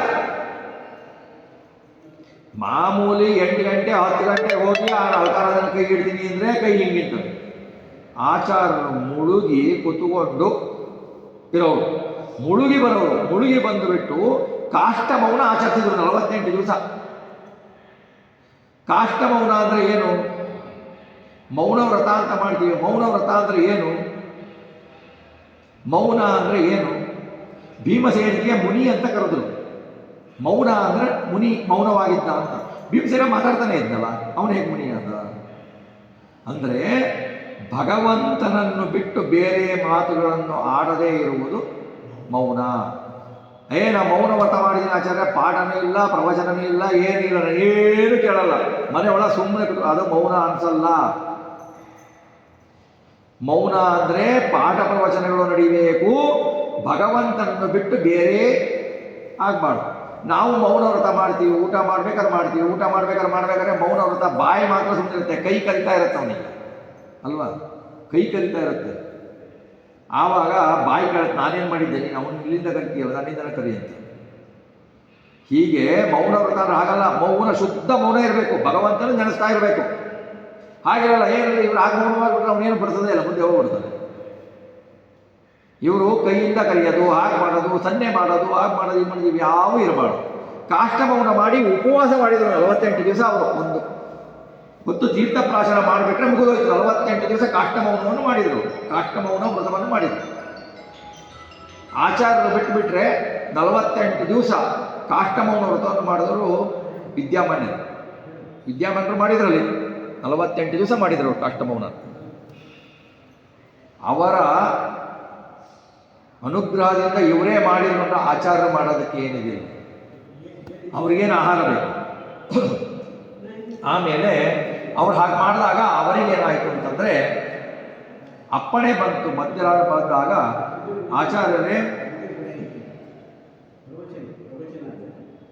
ಆಚಾರ್ಯರೇ ನೀವು ನನ್ನ ಆಶ್ರಮಕ್ಕೆ ಬನ್ನಿ, ನನ್ನ ಆಶ್ರಮಕ್ಕೆ ಬನ್ನಿ. ಬದರಿಕಾಶ್ರಮ ಇದು ವಿಶಾಲ ಬದರಿ, ಅದು ಆ ಬದರಿಗೆ ಯಾರು ಹೋಗಲ್ಲ, ದೇವತೆಗಳಿಗೆ ಗಮ್ಯ ಅದು. ಆ ಬದರಿ ನನ್ನ ಆಶ್ರಮಕ್ಕೆ ಬನ್ನಿ ಅಂತ ಆಚಾರ್ಯ ಕರೀತಾರೆ. ಆಚಾರ್ಯ ಕರೆಯಕ್ಕೂ ಶಿಷ್ಯರೆಲ್ಲ ಮಲ್ಕೊಂಡಿರ್ತಾರೆ, ಅವರು ನೋಡ್ತಾರೆ. ಆಚಾರ್ಯನ ಬಿಟ್ಟು ಹೋಗ್ಬೇಕು, ಬಿಡ್ತಾರಲ್ಲ, ಆಚಾರ್ಯನ ಬಿಟ್ಟು ಹೋಗ್ತಾರಲ್ಲ ಅಂದಾಗ ಇವರಿನ್ನು ಕಾಷ್ಟ ನೋಡ್ತಿರ್ತಾರೆ. ಬರೀತಾರೆ, ಅಲ್ಲಿ ಒಂದಿಲ್ಲೇ ಬರೆದು ಬಿಟ್ಟಿಟ್ಟು ಹೋಗ್ತಾರೆ. ಏನು ಬರೀತಾರೆ ಅಂತಂದರೆ, ವೇದವ್ಯಾಸ ದೇವರು ಕರೆದಿದ್ದಾರೆ, ನಾನು ಅವರಲ್ಲಿ ಹೋಗ್ತಿದ್ದೇನೆ, ಬರ್ತೀನೋ ಇಲ್ಲೋ ಗೊತ್ತಿಲ್ಲ, ಯಾಕೆಂದರೆ ವೇದವ್ಯಾಸ ದೇವರು ಮತ್ತೆ ನೀನು ವಾಪಸ್ ಹೋಗು ಅಂತ ನನಗೆ ಹೇಳಿಲ್ಲ. ಅವರು ಬರಲಿಕ್ಕೆ ಹೇಳಿದರೆ ಅಲ್ಲಿಂದ ತಿರುಗಿ ವಾಪಸ್ ಬರಲಿಕ್ಕೆ ಹೇಳಿಲ್ಲ. ನೋಡಿ ಅವರು ಎಷ್ಟು ತಮ್ಮ ದಾಸತ್ವವನ್ನು ತೋರಿಸ್ತಾರೆ ಅಂತ. ನಾನು ಇವತ್ತೇ ಹೋಗ್ತೀನಿ, ಬಂದುಬಿಡ್ತೀನಿ ಅಂತ ಹೇಳಿಲ್ಲ ಅವರು, ಯಾಕೆಂದರೆ ಅಪ್ಪಣೆ ಅವ್ರು ಕೊಟ್ಟಿಲ್ಲ. ಅವ್ರು ಕೊಟ್ಟಿಲ್ಲ ಅಂದರೆ ಅವ್ರು ಹೇಳಿಲ್ಲ. ನಾವೇನು ಮಾಡ್ತೀವಿ, ತಿರುಪತಿಗೆ ಹೋಗ್ತೀವಿ, ರಿಟರ್ನ್ ಟಿಕೆಟ್ ಬುಕ್ ಮಾಡಿಬಿಟ್ಟಿರ್ತೀವಿ ನಾವು. ನಾನು 20ನೇ ತಾರೀಕು ಹೋಗಿ 21ಕ್ಕೆ ವಾಪಸ್ ನಾವು ಯಾರ ಅಪ್ಪಣೆನೂ ಇಲ್ಲ, ಯಾರು ಇದು ಇಲ್ಲ. ನಮಗೇನು ಬೇಕು ಒಟ್ಟಿಗೆ ಬಂದುಬಿಡ್ಬೇಕು. ನಮ್ಮದೇ ನಾವು ಬುಕ್ ಮಾಡಿದ್ದೀವಿ, ಆ ಗ್ರಾಚಾರಕ್ಕೆ ದರ್ಶನ ಆಗಿಲ್ಲ ಅಂದರೆ ಮತ್ತೆ ವಾಪಸ್ ಬರೋದೆ ನಮ್ದು. ಹೀಗೆ ವಾಯುದೇವರು ತೋರಿಸ್ತಾರೆ ಭಗವಂತನ ನಮ್ಮ ಅಸ್ವತಂತ್ರ ಹೆಂಗಿದೆ. ನಾನು ಕೂಡ ಭಗವಂತನ ಅಪ್ಪಣೆ ಇಲ್ಲದೆ ನಾನು ಬರ್ತೀವಿ ಅಂತ ಹೇಳೋ ಧೈರ್ಯ ಅವರು ಮಾಡಲಿಲ್ಲ. ನಾವು ಮಾಡ್ತೀವಿ, ನಮಗೇನೂ ಇಲ್ಲ, ನಾವು ಮಾಡ್ತೀವಿ, ನಾವು ಹೋಗಿ ಬಂದ್ಬಿಡ್ತೀವಿ ಅಂತ. ಬರೋದು ಬಿಡೋದು ಏನ್ರಿ, ಬರೋದು ಯಾರಿಗೆ ಗೊತ್ತು. ಹೋಗಿ ಅಲ್ಲೇ ವೈಕುಂಠಕ್ಕೆ ಹೋಗ್ಬಿಡ್ಬೋದು ಅಲ್ವಾ. ಅಲ್ಲಿ ದರ್ಶನ ಆಗದೆ ಇರ್ಬೋದು, ಇನ್ನೊಂದು 2 ದಿವಸ ಎಡವಟ್ಟಾಗ್ಬೋದು. ನಮಗೆ ನಮ್ಮ ಸಂಕಲ್ಪ ಪ್ರಕಾರ ಇಲ್ಲ. ಹರಿಚಿತ್ತ ಸತ್ಯ, ನರಚಿತ್ತಕ್ಕೆ ಬಂದದ್ದು ಲವಲೇಶ ನಡೆಯೋದು. ಆದರೂ ಹೇಳ್ತೀವಿ, ಹಾಡನ್ನ ಗಂಟಾಘೋಷವಾಗಿ ಹಾಡು ಹೇಳ್ತೀವಿ, ಮಾಡೋದು ಏನೂ ಇಲ್ಲ. ಅದನ್ನು ತೋರಿಸ್ತಾರೆ ಆಚಾರ್ಯರು, ಹೇಗೆ ಜೀವನ ಅಸ್ವತಂತ್ರ ಇದೆ, ಪರಮಾತ್ಮ ಹೇಳಬೇಕು, ನಾನು ನಡಿಬೇಕು ಅಂತ ಹೇಳಿಬಿಟ್ಟು ಬರ್ತಾರೆ. ಆವಾಗ ಇವರೆಲ್ಲರೂ ಅಲ್ಲೇ ಇರ್ತಾರೆ, ಶಿಷ್ಯರು ಎಲ್ಲರೂ ಇರ್ತಾರೆ. ಶಿಷ್ಯರು ಎಲ್ಲ ಇದ್ದಾಗ ಏನಾಗತ್ತೆ, ಸತ್ಯತೀರ್ಥರಿಗೆ ಅದನ್ನು ಕರ್ಕೊಳ್ಳಿಕ್ಕಾಗಲ್ಲ. ಸತ್ಯತೀರ್ಥರು ಆಚಾರ್ಯನ ಬಿಟ್ಟೇ ಇರ್ತಿರಲಿಲ್ಲ. ಸತ್ಯತೀರ್ಥರು ಏನು ಮಾಡಿದ್ರು, ಆಚಾರ ಹೋಗ್ತಾರಲ್ಲ ನಾನು ಫಾಲೋ ಮಾಡ್ತೀನಿ, ಆಚಾರ್ಯನ ಬೆನ್ನತ್ತೀನಿ. ಅವರು ಒಂದು ಹೆಜ್ಜೆ ಇಲ್ಲಿಟ್ರೆ ಇನ್ನೊಂದು ಹೆಜ್ಜೆ ತುಮಕೂರು, ಇನ್ನೊಂದು ಹೆಜ್ಜೆ ದಾವಣಗೆರೆ, ಇನ್ನೊಂದು ಹೆಜ್ಜೆ ಆಚಾರ ಹಂಗೆ ಇಟ್ಕೊಂಡು ಹೋಗ್ತಾ ಇದ್ದಾರೆ. ಇವರು ಹಿಂದೆ ಹೋಗ್ತಾ ಇದ್ದಾರೆ. ಹೋಗೋ ಅಷ್ಟೊತ್ತಿಗೆ ಸಾಯಂಕಾಲ ನೋಡ್ತಾರೆ, ಆಚಾರ್ಯ ಏನು ಮಾಡ್ತಾರೆ, ಆ ಹೆಜ್ಜೆ ಚೇಂಜ್ ಆಗ್ಬಿಡ್ತು, ಇಲ್ಲೊಂದು ಹೆಜ್ಜೆ ಇಟ್ಟರೆ ಬಾಂಬೆ, ಇನ್ನೊಂದು ಹೆಜ್ಜೆ ಇಟ್ಟರು ಡೆಲ್ಲಿ ಚೇಂಜ್ ಆಗ್ಬಿಡ್ತಾರೆ. ಶಿಖರಗಳ ಮೇಲೆ ಹೋಗ್ತಾರೆ, ಈ ಶಿಖರದಿಂದ ಆ ಶಿಖರ, ಆ ಶಿಖರದಿಂದ ಆ ಶಿಖರ. ವಾಯುವೇಗ ಅವರು, ವಾಯುದೇವರು. ಇವರು ಹೋಗ್ತಾ ಇದ್ದಾರೆ, ಸಾಯಂಕಾಲ ಆಗ್ತಾ ಇದೆ, ಕತ್ಲೆ ಆಗ್ತಾ ಇದೆ, ಸುಸ್ತಾಗ್ತಾ ಇದೆ, ಆಚಾರ್ಯರು ಕಾಣ್ತಾನೇ ಇಲ್ಲ. ಏನು ಮಾಡಬೇಕು, ಹೆದರಿಕೆ ಇವರಿಗೆ. ಕಾಡು ಇರ್ಲಿಕ್ಕಾಗಲ್ಲ, ವಾಪಸ್ ಹೋಗ್ಲಿಕ್ಕಾಗಲ್ಲ. ಏನು ಮಾಡಬೇಕು? ಆಚಾರ್ಯಲ್ಲೋ ಸಣ್ಣದಾಗಿ ಕಾಡ್ತಾ ಇದ್ದಾರೆ. ಆಚಾರ್ಯಕ್ಕೆ ಗೊತ್ತಿಲ್ಲ ಅಂತಲ್ಲ ಇವರು ಬರೋದು. ಆಮೇಲೆ ಏನು ಮಾಡ್ತಾರೆ ಇವರು, ಆಚಾರ್ಯರೇ ಅಂತಂದಾಗ ಆಚಾರ್ಯ ತಿರುಗಿ ನೋಡ್ತಾರೆ, ಓ ನೀನು ಬರ್ತಾ ಇದೆಯಾ, ಈಗ ಹೋಗು ಅಂತಾರೆ. ಇಷ್ಟೇ ಅಂದಿದ್ದು, ಸೀದಾ ಏರೋಪ್ಲೇನ್ ಥರ ಬಂದು ಅನಂತ ಮಠಕ್ಕೆ ಬಿದ್ದಿದ್ದು. ಹೋಗ್ಬೇಕಾದ್ರೆ ಏನು ಶ್ರಮ ಆಯಿತು. ಮುಖ್ಯ ಪ್ರಾಣದೇವರು ಕೈ ಹಿಂಗಂದ್ರು, ಅವ್ರು ಒಂದೇ ಕ್ಷಣದಲ್ಲಿ ತಮ್ಮ ಶಿಷ್ಯರ ಜೊತೆ ಬಂದ್ಬಿಟ್ರು. ಅಲ್ಲೆಲ್ಲಿ ಶಿಷ್ಯರಿದ್ರು ಅಲ್ಲಿ ಬಂದ್ಬಿಟ್ರು. ಅವರು ಆಶ್ಚರ್ಯ ಪಡ್ತಾರೆ, ಏನು ವಾಯುದೇವರೇ ಇವರು, ಬೇರೆ ಇರ್ಲಿಕ್ಕೆ ಸಾಧ್ಯನೇ ಇಲ್ಲ, ಬೇರೆ ದೇವತೆಗಳಿಗೆ ಸಾಧ್ಯನೇ ಇಲ್ಲ ಅಂತ ಹೇಳ್ಬಿಟ್ಟು ಸತ್ಯತೀರ್ಥರು ಬಂದರು. ಸತ್ಯತೀರ್ಥರು ಬಂದು ಅಲ್ಲಿ ಸೇರ್ತಾರೆ. ಆವಾಗ ಅವರೆಲ್ಲ ಕೇಳ್ತಾರೆ, ಹೇಗೆ ನೀವು ಹೋಗಿದ್ರಲ್ಲ, ಎಷ್ಟು ಕಷ್ಟ ಆಯಿತು ನಿಮಗೆ, ಹೇಗೆ ದಾಟಿದ್ರು ಅಂತ ಹೇಳ್ತಾರೆ ಅವರು. ವಾನರೇಂದ್ರ ಇವ ವಾಯುಜೋ ವಸೌ ಭೀಮಸೇನ ಇವ ದಾನವ ಭೀಮ ಉಲ್ಲಲಾಸ ಗಿರಿಪುಂಗವ ಶೃಂಗೇ ಸೌರಜನ್ ರುಜಿನ ನಾಶಶ ನಾಮ. ಹನುಮಂತ ಹೇಗೆ ವಾಯು ವೇಗದಿಂದ ಹೋಗ್ತಾ ಇದ್ನೋ ಮಾರ್ಗದಲ್ಲಿ, ಹಾಗೆ ಮಧ್ವಾಚಾರ್ಯರು ಕಣ್ಕೊಳಿಸ್ತಾ ಇದ್ರು. ವಾಯುದೇವ್ ಇವರು ಹೇಳೋ ಸತ್ಯತೀರ್ಥರು ಹೇಳೋದು ವರ್ಣನ ಇದು ಯಾವುದು ಉತ್ಪ್ರೇಕ್ಷೆ ಅಲ್ಲ, ಕಣ್ಣಾರೆ ಖಂಡಿತ ಯತಿಗಳು ಹೇಳಿರೋದು. ಹಾಗಾಗಿ ಮಧ್ವ ವಿಜಯದಲ್ಲಿ ಬರುವ ಯಾವುದೂ ಉತ್ಪ್ರೇಕ್ಷೆ ಇಲ್ಲ. ಹಾಗಾಗಿ ಅವರು ಹನುಮಂತ ವಾಯುವೇಗದಿಂದ ಆಕಾಶಮಾನದಲ್ಲಿ ಹೇಗೆ ಹೋಗ್ತಾ ಇದ್ರು, ಹಾಗೆ ಮಧ್ವಾಚಾರ್ಯರು ಒಂದು ಕಾಲಿಟ್ಟು ಹೋಗ್ತಾ ಇದ್ದರೆ ವಾಯುವೇಗದಲ್ಲೇ ಹೋಗ್ತಾ ಇದ್ದಿದ್ದವರು. ಆಮೇಲೆ ಹೇಗೆ ಸೌಗಂಧಿಕ ಪುಷ್ಪದಲ್ಲಿ ಭೀಮಸೇನ ಹೋಗ್ತಾರೆ, ಎಷ್ಟು ವೇಗದಿಂದ ಹೋಗಿ ಕೆಟ್ಟ ಕೆಟ್ಟ ಹುಳುಗಳಿಗೆ, ರಾಕ್ಷಸರಿಗೆಲ್ಲ ಸರ್ಪಗಳ ಯಮನಂಗೆ ಕಾಣ್ತಾನೋ ಹಾಗೆ ಭಯಂಕರನಾಗಿ ಕಾಣ್ತಾ ಹೋಗ್ತಾ ಇರ್ತಾರೆ. ಮಧ್ವಾಚಾರ್ಯರು ಹಿಮಾಲಯ ಶಿಖರದಲ್ಲಿ ಪ್ರಯಾಣ ಮಾಡ್ತಿದ್ದಾಗ ಇವರು ಹೇಳ್ತಾರೆ, ಹನುಮಂತನೇ ಭೀಮಸೇನನೇ ಕಂಗೊಳಿಸಿದ್ರು, ಇವರನ್ನು ಬಿಟ್ಟು ಬೇರೆ ಯಾರಿಗೂ ಇದನ್ನು ಸಾಧ್ಯನೇ ಇಲ್ಲ. ಅಲ್ಲಿರುವ ದೈತ್ಯರಿಗೆಲ್ಲ ಭಯ ಆಗ್ತಾ ಇತ್ತು ಇವರನ್ನು ನೋಡಿದರೆ. ಹಾಗಾಗಿ ಇದು ಮಧ್ವಾಚಾರ್ಯರು ಮುಖ್ಯ ಪ್ರಾಣದೇವರೇ, ಬೇರೆ ಸಂಶಯವೇ ಇಲ್ಲ ಅಂತ ಸತ್ಯತೀರ್ಥರು ಹೇಳ್ತಾರೆ.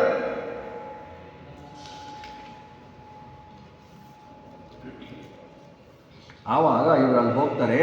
ಅಲ್ಲಿ ಹೋದಾಗ ಪಾದೋಪಾಂತನಮನ್ನ ಮಹಾಮುನಿಗಣಂ ಹೇಮ ಪ್ರದೀಪ್ತಾಂಬರಂ ಶ್ರೀಮದ್ರತ್ಸ ಕಲಾಪಮಗ್ರ ಕಟಕೈ ವಿಭ್ರಾಜಿತಂ ಹಾಟಕೈ ದೃಷ್ಟಾತಂ ಧರಣೀಧರಂ ಸುವನಮಾಲೋಲ್ಲಾಸಿನಂ ಸುಂದರಂ ಸ್ವಾನಂದಾಕೃತಿಮಸ್ಮರನ್ವರರಿಪಂ ಸ್ವಾನಂದ ತೀರ್ಥಸ್ತದಾ. ಆ ಹಿಮಾಲಯವನ್ನು ನೋಡ್ತಾರೆ, ಆ ಸುಂದರವಾದವನ್ನು ನೋಡ್ತಾರೆ. ಅಲ್ಲಿರುವ ಎಲ್ಲೇ ಪರಮಾತ್ಮನನ್ನು ಕಾಣ್ತಾರೆ, ಎಲ್ಲ ಕಡೆಗೂ ಪರಮಾತ್ಮನನ್ನು ಕಾಣ್ತಾರೆ. ಅಲ್ಲಿ ವೇದವ್ಯಾಸರನ್ನು ನೋಡಿದರೆ ಅವರಿಗೆ ಎಲ್ಲ ದೇವತೆಗಳು, ರುದ್ರರು, ಎಲ್ಲ ದೇವತೆಗಳು, ಶುಕ ಮಹರ್ಷಿಗಳು ಎಲ್ಲರೂ ಪರಮಾತ್ಮನ ಪಾದಗಳಿಗೆ ನಮಸ್ಕಾರ ಮಾಡ್ತಾ ಇರ್ತಾರೆ. ಆ ಸಮನಾಗಿ ಅಂದರೆ ಆ ಪರ್ವತ ಶ್ರೇಣಿಯಲ್ಲಿರುವ ಮರಗಿಡಗಳು, ಪರ್ವತ ಶ್ರೇಣಿ ಪರಮಾತ್ಮ, ಮರಗಿಡಗಳು ಅವರ ಕಿಂಕರರು ನಮಸ್ಕಾರ ಮಾಡ್ತಿದ್ದಂಗೆ, ಹಾಗೆ ವ್ಯಾಪ್ತೋಪಾಸಕರು ಅದನ್ನೆಲ್ಲ ಚಿಂತನೆ ಮಾಡ್ತಾರೆ. ಚಿಂತನೆ ಮಾಡಿಬಿಟ್ಟು ಮುಂದೆ ಅವರು ವೇದವ್ಯಾಸರ ದರ್ಶನಕ್ಕೆ ಹೋಗ್ತಾರೆ. ಅತ ಹೈಮವತೆ ತಟಾಂತರೆ ಬದರಿ ಷಂಡ ವಿಶೇಷ ಮಂಡಿತಂ ಪರಮಾಶ್ರಮಮಾಶ್ರಯಂ ಶ್ರಿಯ ಸಕಲಜ್ಞ ಸದರ್ಶ ವಿಶ್ರುತಂ. ವೇದವ್ಯಾಸ ಮುನಿಗಳ ಆವಸ್ಥಾನಾದ ಆ ಬದರಿಗೆ ನಾವ್ಯಾರು ಹೋಗ್ಲಿಕ್ಕಾಗಲ್ಲ, ಹೋದರೂ ಅವ್ರು ಕಾಣಲ್ಲ, ಅದೃಶ್ಯರಾಗಿರ್ತಾರೆ. ಒಂದು ಪ್ರತೀತಿ ವಾದಿರಾಜರಲ್ಲಿದೆ ಅಂತಂದರೆ ವಿಷ್ಣು ತೀರ್ಥರನ್ನು ನೋಡಿದರೂ ವಾದಿರಾಜರು, ವೇದವ್ಯಾಸರನ್ನು ನೋಡಿದ್ರು ಅಂತ ಅವರ ಚರಿತ್ರೆಯಲ್ಲಿ ಬರುತ್ತೆ. ಈ ಬದರಿಗೆ ವಾದಿರಾಜರು ಹೋಗಿದ್ದು ಅನ್ನೋದು ಒಂದು ಚರಿತ್ರೆಯಲ್ಲಿದೆ. ಆ ವಿಷ್ಣು ತೀರ್ಥರನ್ನು ನೋಡಿದವರು ಅವರು. ಹಾಗಾಗಿ ಆಮೇಲೆ ಬದರಿಕಾಶ್ರಮದಲ್ಲಿ ಬಹಳ ಎತ್ತರವಾದ ಮರ ಇದ್ದು ಆ ಎಲ್ಲ ವಿಚಿತ್ರವಾದ ವರ್ಣನೆಯನ್ನು ಮಾಡ್ತಾರೆ. ಎಷ್ಟು ಸುಂದರವಾಗಿತ್ತು ಅಂದರೆ ಅದನ್ನು ನೋಡಿದರೆ ಬಹುಚಿತ್ರ ಜಗತ್ ಬಹುದಾಕರಣಾತ್. ಆ ಪ್ರಕೃತಿಯನ್ನು ನೋಡಿದರೆ ಇಂತಹ ವಿಚಿತ್ರ ಪಕ್ಷಿಗಳು, ವಿಚಿತ್ರ ಪ್ರಕೃತಿಗಳನ್ನು ನೋಡಿದಾಗ ಇಂತಹ ಪ್ರಕೃತಿಯನ್ನು ಸೃಷ್ಟಿಸಿದ ಪರಮಾತ್ಮ ಎಷ್ಟು ವಿಚಿತ್ರ, ಪರಮಾತ್ಮನ ಮಹಿಮೆ ಎಂಥದ್ದು ಅಂತ ಹೇಳಿಬಿಟ್ಟು ನಾವು ತಿಳ್ಕೊಳ್ಬೇಕು. ಅದನ್ನೇ ಅವರು ಹೇಳ್ತಾರೆ, ಬಹುಚಿತ್ರ ಜಗತ್ ಬಹುದಾಕರಣಾತ್ ದ್ವಾದಶ ಸ್ತೋತ್ರದಲ್ಲಿ. ಆವಾಗ ಅವರಲ್ಲಿ ಹೋಗ್ತಿದ್ದಾಗ ಪಂಡಿತರು ಅಲ್ಲಿ ಕುತ್ಕೊಂಡವರು, ಬದರಿಕಾಶ್ರಮ ಈ ಪಂಡಿತರುಗಳಲ್ಲ, ಅಲ್ಲಿ ಕುತ್ಕೊಂಡ ಪಂಡಿತರು ಅವರು ನೋಡ್ತಾರೆ, ಯಾರು ಬರ್ತಾ ಇದ್ದಾರೆ ಇಲ್ಲಿ ಅಂತ ಅವರಿಗೆ ಕಾಣುತ್ತೆ. ತಮಿಮಂ ಪ್ರವಿಶಂತಮಾಶ್ರಮಂ ದ್ವದಕತ್ರಿಂಶದುದಾಲಕ್ಷಣಂ ಗುಣಸಾರ ವಿಧ ಕುತೂಹಲಾಲವಲೋಕರ್ಷಯ ಇತ್ಯ ಚಿತ್ತಯನ್ನೇ. 32 ಲಕ್ಷಣೋಪೇತರಾದ ಯಾರು ಬರ್ತಾ ಇದ್ದಾರೆ ಇಲ್ಲಿ, 32 ಲಕ್ಷಣಗಳು ಇವರಲ್ಲಿ ಕಾಣ್ತಾ ಇದ್ದಾವಲ್ಲ ಅಂಥೇಳಿ ಅವರು ಆಶ್ಚರ್ಯ ಪಡ್ತಾರೆ. ಇವರು 32 ಲಕ್ಷಣಗಳನ್ನೋದಕ್ಕೆ ಸ್ಕಂದ ಪುರಾಣದಲ್ಲಿ ಕೊಡ್ತಾರೆ. 30 ಲಕ್ಷಣಗಳಲ್ಲಿ ಲಕ್ಷಣ ಘಟ್ಟದಲ್ಲೂ ಇದೆ. ಭುಜ, ನೇತ್ರ, ಅವರ ಗಲ್ಲ, ಜಾನು ಮತ್ತು ಮೂಗು ಈ 5 ದೀರ್ಘವಾಗಿರಬೇಕು. ಈ 5 ಲಕ್ಷಣ. ಚರ್ಮ, ಕೇಶ, ಬೆರಳು, ದಂತ, ಅಂಗುಲಿ ಪರ್ವ 5 ಸೂಕ್ಷ್ಮವಾಗಿರಬೇಕು. ಚರ್ಮದಪ್ಪ, ಕೇಶದಪ್ಪ ಸೂಕ್ಷ್ಮವಾಗಿರಬೇಕು. ಅಂಗೈ, ಅಂಗಾಲು, ಕಣ್ಣುಗಳ ತುದಿ, ತಾಲು, ನಾಲಿಗೆ, ಕೆಳತುಟಿ ಇವುಗಳು ಕೆಂಪಾಗಿರಬೇಕು. ಎದೆ, ಕುಕ್ಷಿ, ಭುಜ, ಅಲಗ, ಕೈ ಮತ್ತು ಮುಖ ಇದು ಉಬ್ಬಿರಬೇಕು. ಹಣೆ, ಸೊಂಟ, ಎದೆ ವಿಶಾಲವಾಗಿರಬೇಕು. ಜಂಗಗಳು, ಕತ್ತು ಮತ್ತು ವೇದನ 3 ಚಿಕ್ಕವಾಗಿರಬೇಕಿದು. ಆಮೇಲೆ ಸ್ವರ, ಸತ್ವ, ನಾಭಿ ಇವು ಗಂಭೀರವಾಗಿರಬೇಕು ಅಂತ ಹೇಳ್ತಾರೆ. ಗಂಭೀರವಾಗಿ 32 ಲಕ್ಷಣಗಳಿದೆ. ವಿಶೇಷವಾಗಿ ಬಹಳ ವರ್ಣನೆಯನ್ನು ಮಾಡಿದ್ದಾರೆ. ಆಮೇಲೆ ಆಚಾರವನ್ನು ನೋಡಿದ ತಕ್ಷಣ ಇವರು ಸಾಮಾನ್ಯರಲ್ಲ ಅಂತಂದಾಗ ವೇದವ್ಯಾಸರು ಬಂದು ಅವುಗಳನ್ನು ಆಲಂಕಿಸ್ತಾರೆ. ಆವಾಗ ವೇದವ್ಯಾಸರ ಎದ್ದು ಬಂದು ಆಸನ ಹಾಕಿಸಿ ಕೂಡು ಅಂತಂತಾರೆ. ವೇದವ್ಯಾಸರೇ ಎದ್ದು ಬಂದು ಆಸನ ಹಾಕಿಸಿ ಕೂಡು ಅಂತಂದಾಗ ಇಲ್ಲಿರೋ ದೇವತೆಗಳಿಗೆಲ್ಲ ಅನ್ಸುತ್ತೆ ಇವರು ಸಾಮಾನ್ಯರಲ್ಲ, ಬ್ರಹ್ಮನಿಗೆ ಸಮಾನರೇ ಆಗಿರ್ತಾರೆ. ಬೇರೆಯವರಿಗೆ ವೇದವ್ಯಾಸ ದೇವರು ಅಲ್ಲಿ ಕೂತ್ಕೋ ಅಂತ ಹೇಳಲ್ಲ. ಹಾಗಾಗಿ ಅದನ್ನು ಹೇಳ್ತಾರೆ. ಆವಾಗ ವೇದವ್ಯಾಸ ದೇವರು ಏನು ಮಾಡ್ತಾರೆ ಅಂತಂದರೆ, ವೇದವ್ಯಾಸ ದೇವರು ಅವರಿಗೆ ಪಾಠವನ್ನು ಹೇಳ್ತಾರೆ. ಮಧ್ವಾಚಾರ್ಯ ಪಾಠ ಹೇಳ್ತಾ ಅಂದರೆ ಅವರಿಗೆ ಇನ್ನೂ ಜ್ಞಾನ ವೃದ್ಧಿ ವೃದ್ಧಿ ವೃದ್ಧಿ ವೃದ್ಧಿ ಆಗ್ತಾ ಇರುತ್ತೆ. ಅವ್ರಿಗೆ ಇಲ್ಲ ಅಂತಲ್ಲ, ಇನ್ನೂ ವಿಶೇಷವಾಗಿ ಸ್ಫುರಣೆ ಬರ್ತಾ ಇರುತ್ತೆ. ಹಾಗೆ ಅವರು ಹೇಳ್ತಾರೆ. ಅವರು ಯಾಕೆ ವೇದವ್ಯಾಸ ದೇವರಲ್ಲಿ ಇರ್ತಾರೆ ಅಂತಂದರೆ, ಅಧುನಾ ಕಲಿಕಾಲ ವೃತ್ತಯೇ ಸವಿತೇವ ಕ್ಷಣದಾನು ವೃತ್ತಯೇ ಜನದುರ್ವಿಷಯತ್ವ ಮತ್ಯ ಜದ್ ಭಗವಾನ್ ಆಶ್ರಮ ಭಾವತ ನಿಮ್ಮ ದೇವತೆಗಳು ಋಷಿಗಳು ಭೂಲೋಕದಲ್ಲಿ ಸಂಚರಿಸ್ತಾ ಇದ್ರೆ ಏನಾಗುತ್ತೆ ಅಂದರೆ ಕಲಿಯುಗದ ಧರ್ಮ ನಡೆಯಲ್ಲ. ಎಲ್ಲ ದೇವತೆಗಳು ಎಲ್ಲರೂ ಬಂದು ನಿಂತ್ಬಿಟ್ರೆ ಕಲಿಯುಗದ ಧರ್ಮ ನಡೆಯಲ್ಲ. ಅದಕ್ಕೆ ಅವನು ಯಾವ್ದವ್ರನ್ನೆಲ್ಲ ಕರ್ಕೊಂಡೇ ಹೋದ. ಅವ್ರವ್ರನ್ನೇ ಸಾಯಿಸಾವ್ ಯಾಕೆ ಮಾಡ್ದ, ನೀವೆಲ್ಲ ಇದ್ರೆ ದೇವತೆಗಳು ಆಗಲ್ಲ, ಕಲಿಯುಗ ಬರಲ್ಲ, ಕಲಿಯುಗ ಬರಲೇಬೇಕು, ಜನರು ಅಧರ್ಮಿಗಳಾಗಲೇಬೇಕು, ಅದು ನಡೆಯಲ್ಲ ಅಂತ ಹೇಳ್ಬಿಟ್ಟು ಕಣ್ಮರೆಯಾಗಿರ್ತಾರೆ.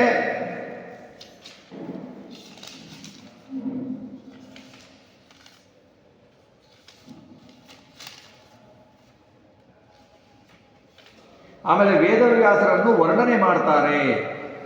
ಆಚಾರ್ಯರು ವೇದವ್ಯಾಸರನ್ನು ವರ್ಣನೆ ಮಾಡ್ತಾರೆ. ವರ್ಣನೆ ಮಾಡಬೇಕಾದ್ರೆ ಅನೇಕ ಶ್ಲೋಕಗಳಿಂದ ವರ್ಣನೆ ಮಾಡ್ತಾರೆ.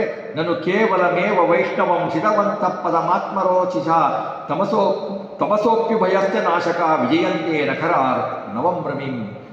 ವೇದವ್ಯಾಸರ ಪಾದ ಆಶ್ರಯಿಸಿರುವ ಕತ್ತಲೆಯನ್ನು, ಅಜ್ಞಾನವೆಂಬ ಕತ್ತಲೆಯನ್ನು ಕಳೆಯುತ್ತೆ. ವೇದವ್ಯಾಸರ ಪಾದವನ್ನು ಆಶ್ರಯ ಮಾಡಿದೆ.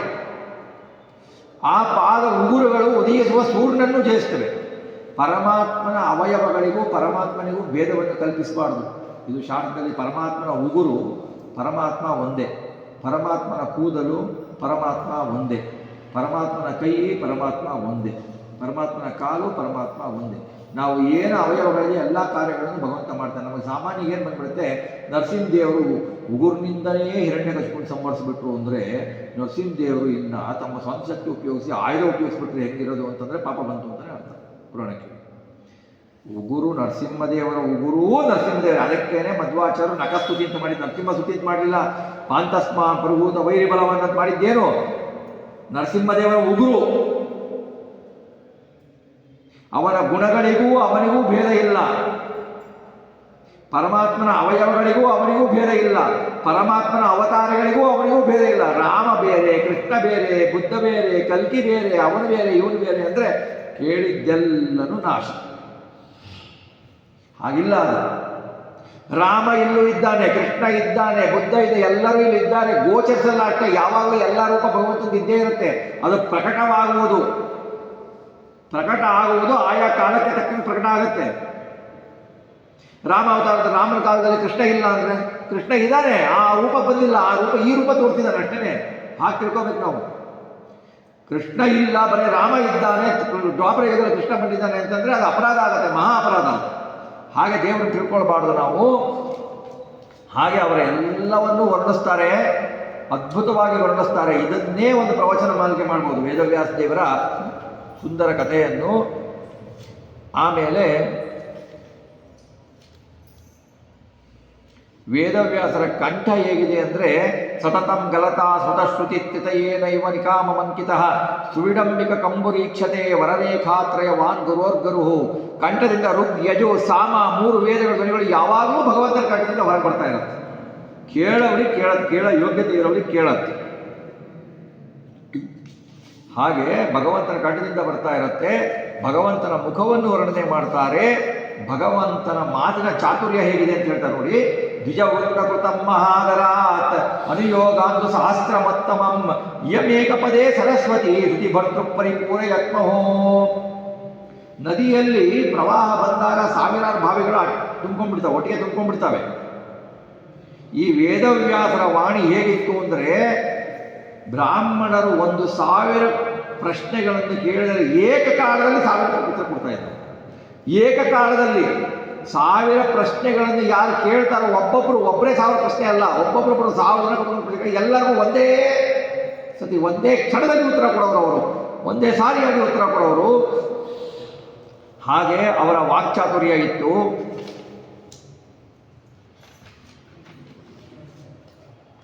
ಆಮೇಲೆ ವೇದವ್ಯಾಸ ದೇವರು ಹೇಳ್ತಾರೆ, ಇದಾಯಿತು, ಇನ್ನು ನಂದೇ ಒಂದು ಆಶ್ರಮ ಇದೆ, ಅಲ್ಲಿ ಹೋಗೋಣ.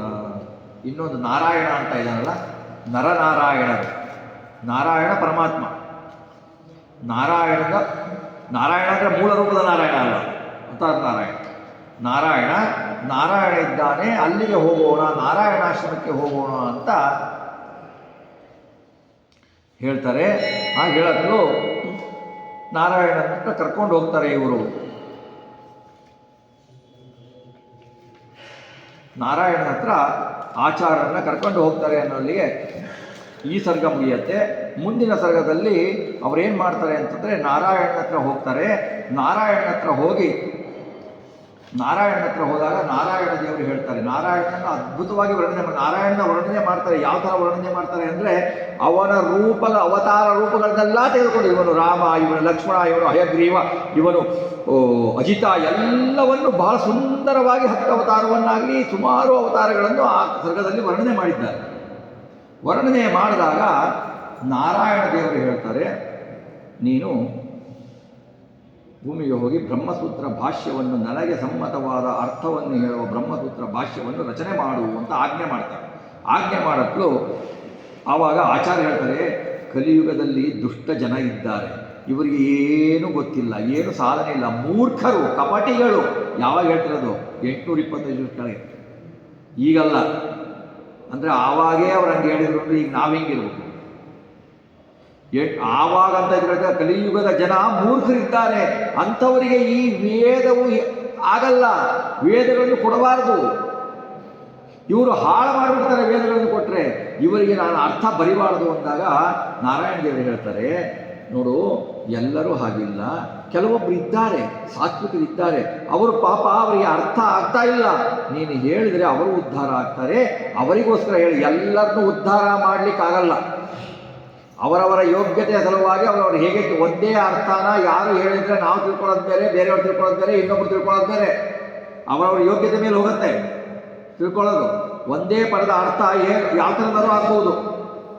ಹಾಗೆ ಬಹಳ ಯೋಗ್ಯರಾದವರು ಇದ್ದಾರೆ, ಹಾಗೆಲ್ಲ ಮಾಡಬಾರದು, ನೀನು ಹೋಗಿ ಬ್ರಹ್ಮಸೂತ್ರ ಭಾಷ್ಯವನ್ನು ಬರೀ ಅವರಿಗೋಸ್ಕರ ಅಂತ ಹೇಳಿದಾಗ ಆಚಾರ್ಯರು ಅವರನ್ನು ಬಿಟ್ಟು ಅನಂತ ಮಠಕ್ಕೆ ಬರ್ತಾರೆ, ಮತ್ತೆ ವಾಪಸ್ ಬರ್ತಾರೆ.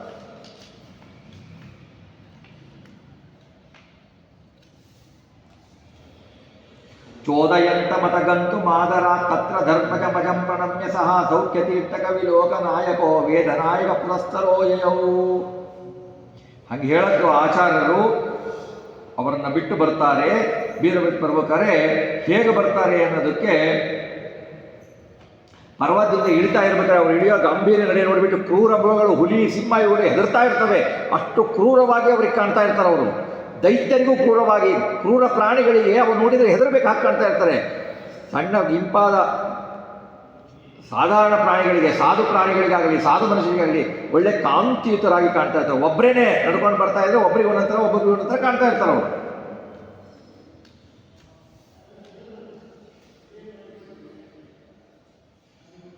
ವಾನರೇಂದ್ರ ಇವ ತೀರ್ಣ ವಾರಿಧಿ ವಾಸುದೇವ ಇವ ರತ್ನ ರಾಜವಾನ್ ಭೀಮಸೇನ ಇವ ಸೂನವರ್ಯ ವೃಂದಂತಿ ಸ್ವಜನ ಮಾನಿನಾಯತಃ.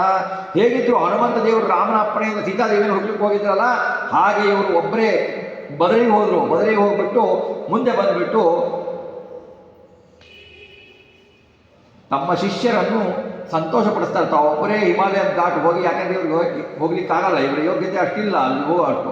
ಅದೇನಾಯ್ತು, ತಾವೊಬ್ಬರೇ ಬಂದುಬಿಟ್ಟು ಅನಂತ ಮಠಕ್ಕೆ ಬಂದು ತಮ್ಮ ಶಿಷ್ಯರು ನೋಡ್ತಾರೆ. ಯಾವಾಗ ಆಚಾರ್ಯರು ಬಂದರು ಬಹಳ ಸಂತೋಷ ಆಗ್ಬಿಡುತ್ತೆ, ಯಾಕೆಂದರೆ ಬಿಟ್ಟು ಹೋಗಿದ್ರು ಅವರು. ಬಂದವತ್ತು ಸಂತೋಷ ಆಗತ್ತೆ, ಅವರಿಗೆ ಸಂತೋಷ ಆಗತ್ತು. ಆವಾಗ ಅಲ್ಲಿ ಒಬ್ಬರು ಬ್ರಾಹ್ಮಣರು ಅಗ್ನಿಶರ್ಮ ಅಂತ, ಅಗ್ನಿಶರ್ಮ ಮುಖ ಪಂಚಶಜ್ಜುರೈ ಅನ್ನಮಾವೃತ ಮಲಂ ಪೃಥಕ್ ಸಮಂ ಕೃಷ್ಣ ಮಾಲದ ಯಮಿತ್ಯ ವಿಸ್ಮಯ ಕೃಷ್ಣ ಮತ್ತು ಮಲವೇಶ ಹಿಚ್ಛಯೇ.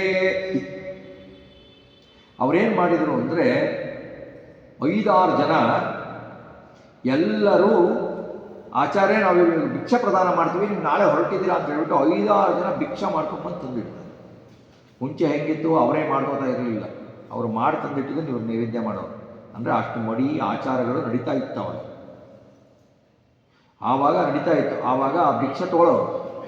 ಇದು ನಡೆದಿದ್ದು ಬ್ರಹ್ಮಣ್ಯ ತೀರ್ಥ ಕಾಲದಲ್ಲೂ ಅದಿದೆ, ಬ್ರಹ್ಮಣ್ಯ ತೀರ್ಥ ಚರಿತ್ರೆಯಲ್ಲೂ ಅದಿದೆ. ಹಾಗೆ ಅವರು 5-6 ಜನ ಭಿಕ್ಷೆ ತಂದಿಟ್ರೆ ಆಚಾರ್ಯರು ನೋಡ್ತಾರೆ. ಆಚಾರ್ಯರು 5 ಎಲ್ಲನೂ ತಾವು ದಿವಸ ಏನು ಭೋಜನ ಮಾಡ್ತಾರೋ ಆ ಥರ ಭೋಜನ ಮಾಡಿಬಿಡ್ತಾರೆ. 5 ಜನ ಭೋಜನ ಮಾಡಿದರೆ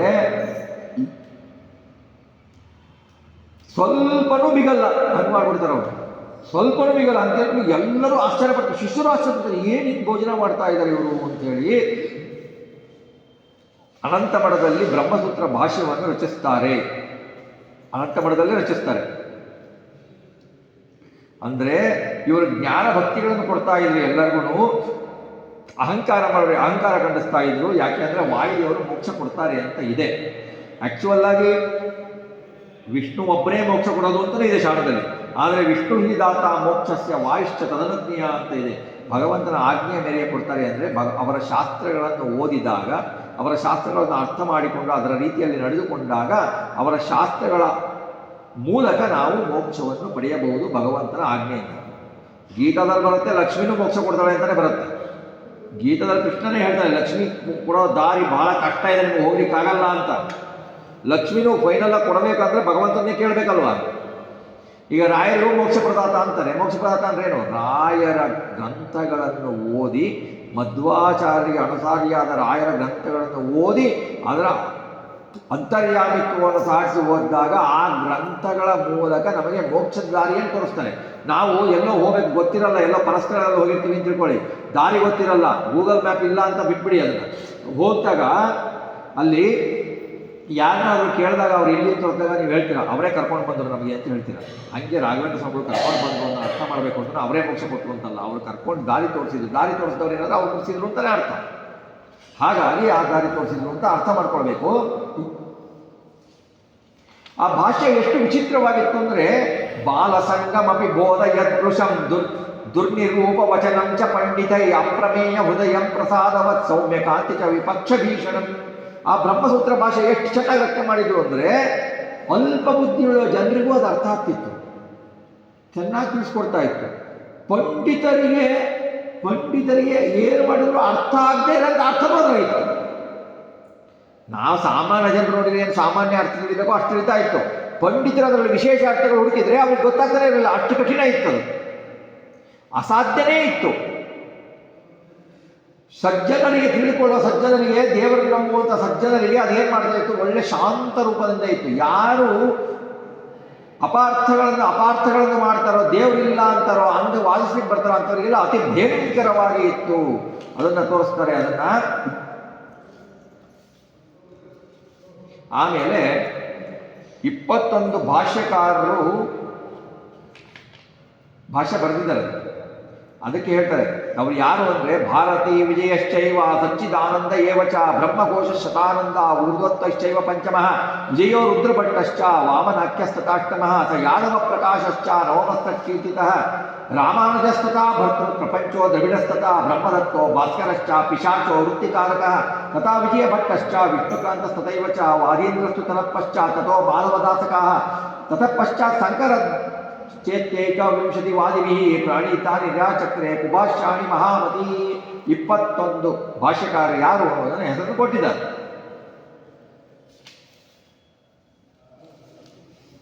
ಆಚಾರ್ಯರು ಅದರ ಪ್ರಚಾರಕ್ಕೆ ಭಾಷೆ ರಚನೆ ಮಾಡಿದ್ರಲ್ಲ, ಅದರ ಪ್ರಚಾರಕ್ಕೋಸ್ಕರ ವೇದವ್ಯಾಸರ ಆಜ್ಞೆಯಂತೆ ಗೋದಾವರಿ ತೀರಕ್ಕೆ ಬರ್ತಾರೆ.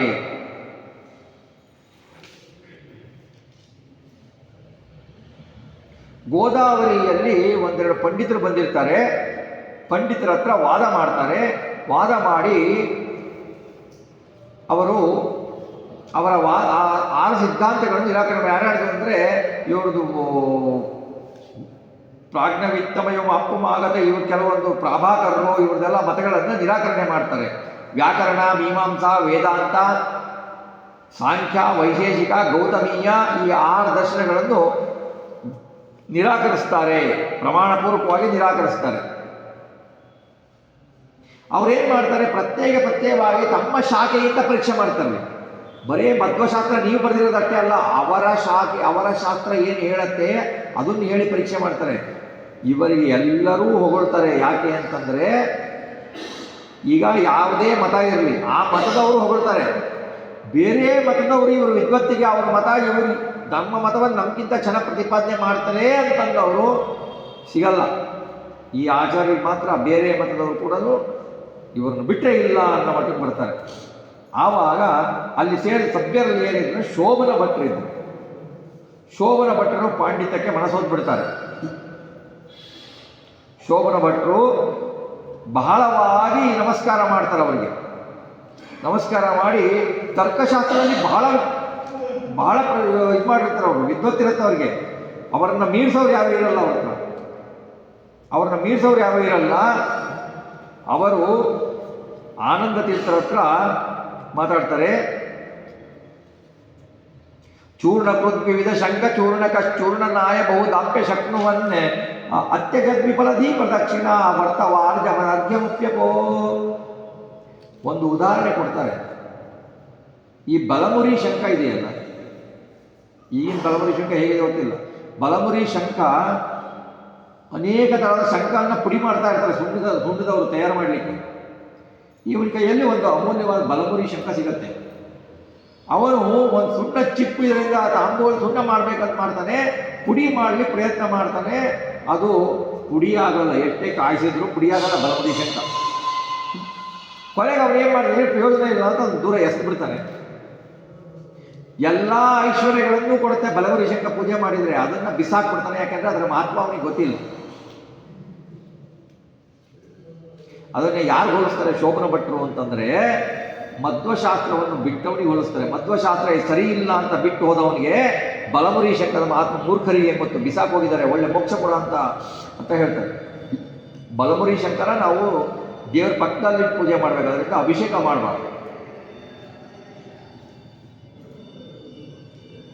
ಆ ಬಲಮುರಿ ಶಂಕ ಎಸ್ತವನಿಗೆ ಏನಾಗುತ್ತೆ, ಅವನು ಮೂಢಬುದ್ಧಿ ಅವನು. ಆಮೇಲೆ ಅದು ಗೊತ್ತೇ ಇಲ್ಲ ಅವನಿಗೆ, ನಿಷ್ಫಲ ಎಂದು ಎಸ್ತವನಿಗೆ ಸ್ವಲ್ಪವೇ ಹಣ ನಷ್ಟ ಆಗುತ್ತೆ. ಆಚಾರ ಶಾಸ್ತ್ರವನ್ನು ಬಿಟ್ಟವನಿಗೆ ಏನಾಗುತ್ತೆ, ಮೋಕ್ಷನೇ ಕೈ ಬಿಟ್ಟು ಹೋಗುತ್ತೆ, ಸಿಗಲ್ಲ. ಆದ್ದರಿಂದ ಈ ರೀತಿ ಬಲಮುರಿ ಶಂಕ ಅಂತಕ್ಕಂಥ ಉಪಮನ್ನು ಕೊಡ್ತಾರೆ. ಉಪಮನ್ನು ಕೊಟ್ಟು ಬಿಟ್ಟು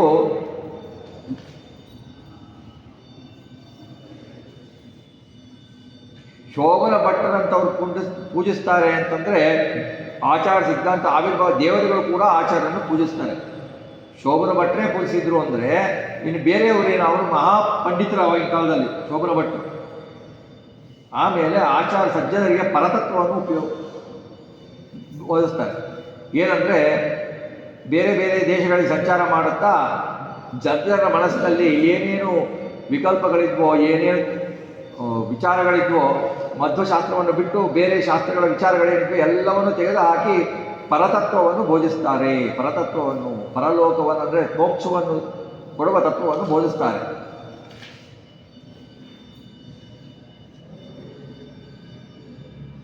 ಆಮೇಲೆ ರಜತಾಸನಪುರಿ ವಿರಾಜಿತಂ ಶಿವನಾಮ ಕೀರ್ತನ, ಶಿವನಿಗೆ ನಮಸ್ಕಾರ ಮಾಡ್ತಾರೆ. ಅಂದರೆ ಶಿವನ ಅಂತರ್ಯಾಮಿಯಾದ ಭಗವಂತನಿಗೆ ನಮಸ್ಕಾರ ಮಾಡ್ತಾರೆ. ಅಚ್ಯುತ ಪ್ರೇಕ್ಷಕ ಬಂದಾಗ ಅಚ್ಯುತ ಪ್ರೇಕ್ಷಕರಿಗೆ ಬಹಳ ಆನಂದ ಆಗುತ್ತೆ. ಶಿಷ್ಯ ಮರಳು ಬಂದುಬಿಟ್ಟಲ್ಲ, ಬಹಳ ಆನಂದ ಆಗುತ್ತೆ ಅವಕ್ಕೆ. ಆವಾಗ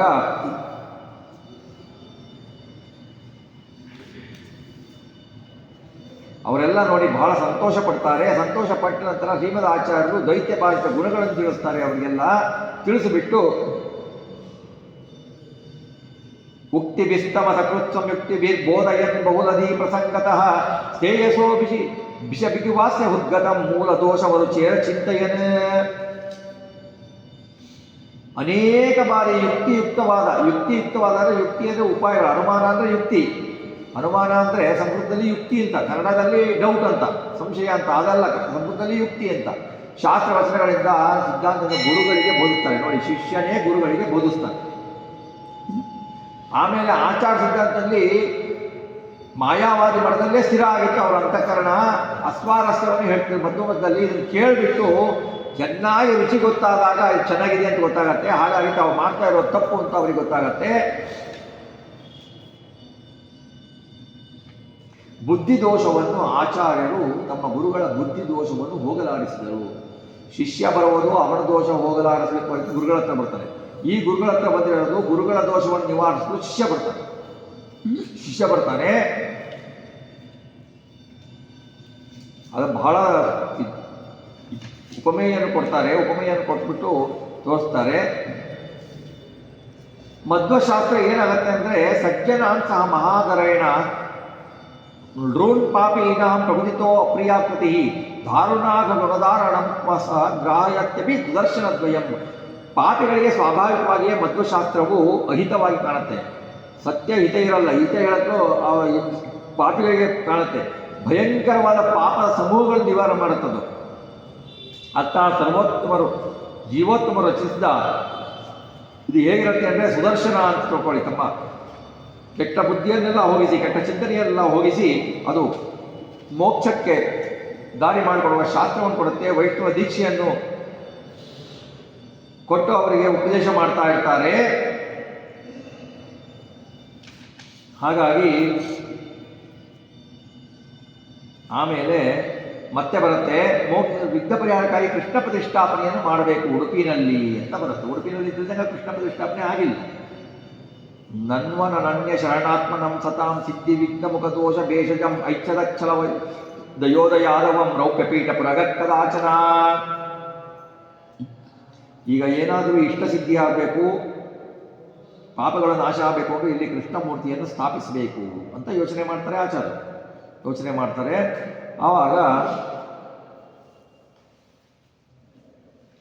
ಗೋಪಿಕಾ ಪ್ರಣಯಿನ ಶ್ರಿಯಪ್ಪತೆ ರಾಕೃತಿಂ ದಶಮತಿ ಶಿಲಾಮಯೀಂ ಶಿಷ್ಯಕೈಸ್ತಿ ಚತುರೈತ್ಯ ಜಲಾಶಯೇ ಶೋಧಯಂ ನಿಹತತೋ ವಿಗಾಯಾತ್. ಗೋಪಿಕಾ ಸ್ತ್ರೀಯರಿಗೂ ಲಕ್ಷ್ಮೀದೇವಿಗೂ ಪ್ರಿಯನಾದ ಶ್ರೀಕೃಷ್ಣ ಪರಮಾತ್ಮ ಸಾಲಿಗ್ರಾಮಶಿಲೆಯಿಂದ ನಿರ್ಮಿತವಾಗಿದೆ. ಹಿಂದೆ ಏನಿರುತ್ತೆ, ದೇವಕಿ ಇರ್ತಾಳಲ್ಲ, ದೇವಕಿ ಕೃಷ್ಣ ಪರಮಾತ್ಮನ ಬಾಲಲೀಲೆ ನೋಡಿರಲ್ಲ. ದೇವಕಿ ಕೃಷ್ಣ ಪರಮಾತ್ಮನಿಗೆ ಬಾಲಲೀಲೆ ನೋಡಿಲ್ವಪ್ಪ, ನೋಡಬೇಕು ಅಂತಂದಾಗ ಕೃಷ್ಣ ಪರಮಾತ್ಮ ಆ ಸಣ್ಣ ರೂಪ ತಗೊಂಡು ಅವಳಿಗೆ ಲೀಲೆ ತೋರಿಸ್ತಾ ಇರ್ತಾನೆ. ಅದನ್ನ ಸ್ವಲ್ಪ ಮರೆಯಿಂದ ರುಕ್ಮಿಣಿ ದೇವಿ ನೋಡ್ತಾಳೆ. ನಾನೇ ನೋಡಿಲ್ಲ ಇಂಥ ಸುಂದರ ರೂಪನ, ಇದು ನನಗೆ ಬೇಕು ಅಂತ ಹೇಳ್ತಾಳೆ. ಆವಾಗ ವಿಶ್ವಕರ್ಮನ ಕರೆಸಿಬಿಟ್ಟು ಭಗವಂತ ಕೃಷ್ಣ ಪರಮಾತ್ಮ ಅದೇ ಉಡುಗಾರ ಅದೇ ರೀತಿಯಲ್ಲಿ ಉಡುಪಿನಲ್ಲಿ ಏನಿದೆಯೋ ಅದೇನೇ ಆವಾಗ ಆ ಪ್ರತಿಮೆಯನ್ನು ಮಾಡಿಸ್ತಾರೆ. ಆ ಪ್ರತಿಮೆಯನ್ನು ರುಕ್ಮಿಣಿ ದೇವಿ ಪೂಜೆ ಮಾಡ್ತಾ ಇರ್ತಾರೆ. ಕಾಲಾಂತರದಲ್ಲಿ ದ್ವಾಪರ ಯುಗ ಆಗುವಾಗ ಅದು ಸಮುದ್ರದ ಪಾಲಾಗತ್ತೆ. ಆವಾಗ ಸಮುದ್ರ ನಾಮಕ ಈ ಕಡೆ ಬರಬೇಕಾದ್ರೆ ಏನಾಗುತ್ತೆ ಅಂದರೆ ಆ ದೋಣಿ ಅಲೆಯಲ್ಲಿ ಮುಳುಗಬೇಕು ಅಂತ ಬಂದಾಗ ಆಚಾರ ತಮ್ಮ ಶಾಟಿಯನ್ನು ಹಾಕಿ ಆ ದೋಣಿಯನ್ನು ಹಿಂದೆ ಪಡಿತಾರೆ. ಅವರು ಏನು ಬೇಕು ಅಂತಂದಾಗ ಆ 3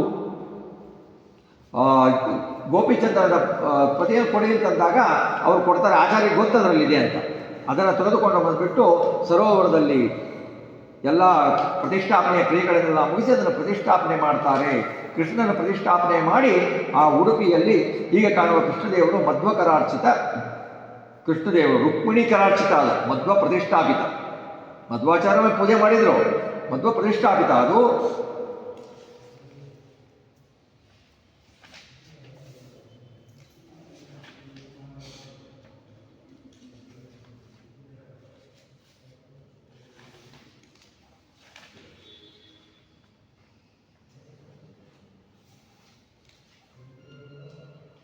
ಯಾನಿ ಯಾನಿ ಚಲಿತಾನಿ ಯಾನಿ ಯಾನಿ ರಿತಾನಿ ಚ ಮನೋಹರಾಣ್ಯೋ ತಾನಿ ತಾನಿ ಚ ವಿತಾನ ಚೇತಸೋ ವಿಸ್ಮಯಕರಾಣಿ ಭಾಂತಿ. ಮಧ್ವಾಚಾರ ಎಲ್ಲ ನಡವಳಿಕೆ ಅವರು ಏನು ತೋರಿಸ್ತಿದ್ದಾರೆ ಎಲ್ಲ ಕಾರ್ಯಗಳು ಎಲ್ಲವೂ ಕೂಡ ಯಾವುದು ಉಪಯೋಗಕ್ಕೆ ಬರದಿರೋದಿಲ್ಲ, ಎಲ್ಲವೂ ಶಾಸ್ತ್ರ ಪ್ರಕಾರವಾಗಿಯೇ ಇತ್ತು.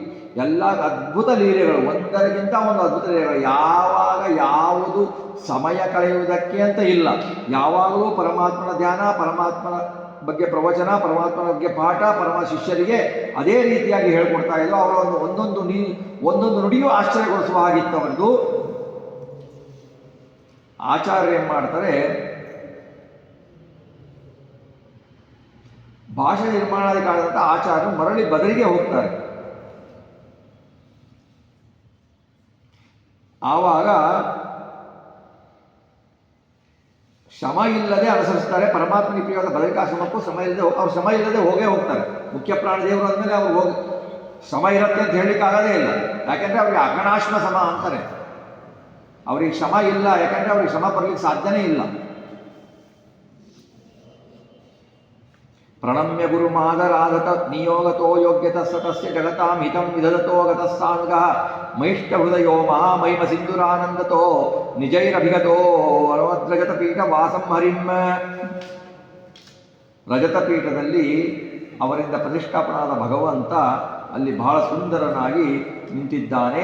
ಯೋಗ್ಯ ಜೀವನನ್ನು ಉದ್ಧರಿಸುವುದಕ್ಕೋಸ್ಕರ ಬರ್ತಾ ಇದ್ದಾನೆ. ಅವರು ಮತ್ತೆ ಅಲ್ಲಿಂದ ಹೋಗಿಬಿಟ್ಟು ಭಗವಂತನ ಆಜ್ಞೆಯಿಂದ ಉಡುಪಿಗೆ ಹೊರಡ್ತಾರೆ. ಶಿಶುಗಳ ಪರಿವಾರ ಸಮೇತವಾಗಿ ಅವರು ಉಡುಪಿಗೆ ಬರ್ತಾರೆ.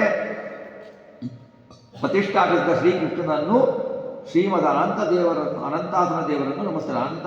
ಅನಂತೇಶ್ವರ ಅದು ರುದ್ರದೇವರಲ್ಲ, ಅನಂತೇಶ್ವರ ಲಿಂಗ ಆಕಾರದಲ್ಲಿರುವ ನಾರಾಯಣ. ಅನಂತನ ಶಯನ, ಅನಂತನ ಮೇಲೆ ಮಲಗಿರುವುದು ಯಾರು? ನಾರಾಯಣನೇ. ಚಂದ್ರಮೌಳೀಶ್ವರ ರುದ್ರದೇವರು, ಅನಂತಾಸನ. ಹಾಗಾಗಿ ಅವರು ರಜತ ಪೀಠಕ್ಕೆ ಬರ್ತಾರೆ.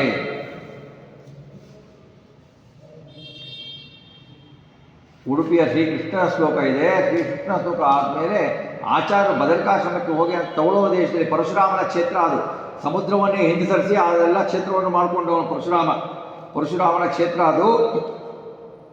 ಹಾಗಾಗಿ ಅವರು ಬರ್ತಾರೆ ಅಲ್ಲಿಗೆ. ಆವಾಗ ಬಂದಾಗ ಆಚಾರ್ಯನ ಒಬ್ಬ ಶಿಷ್ಯ ಏನು ಮಾಡ್ತಾನೆ, ತಾನು ಕಂಡ ಆಚಾರ್ಯರ ಮಹಿಮೆಗಳನ್ನು ವರ್ಣಿಸಲಿಕ್ಕೆ ಪ್ರಾರಂಭ ಮಾಡ್ತಾರೆ.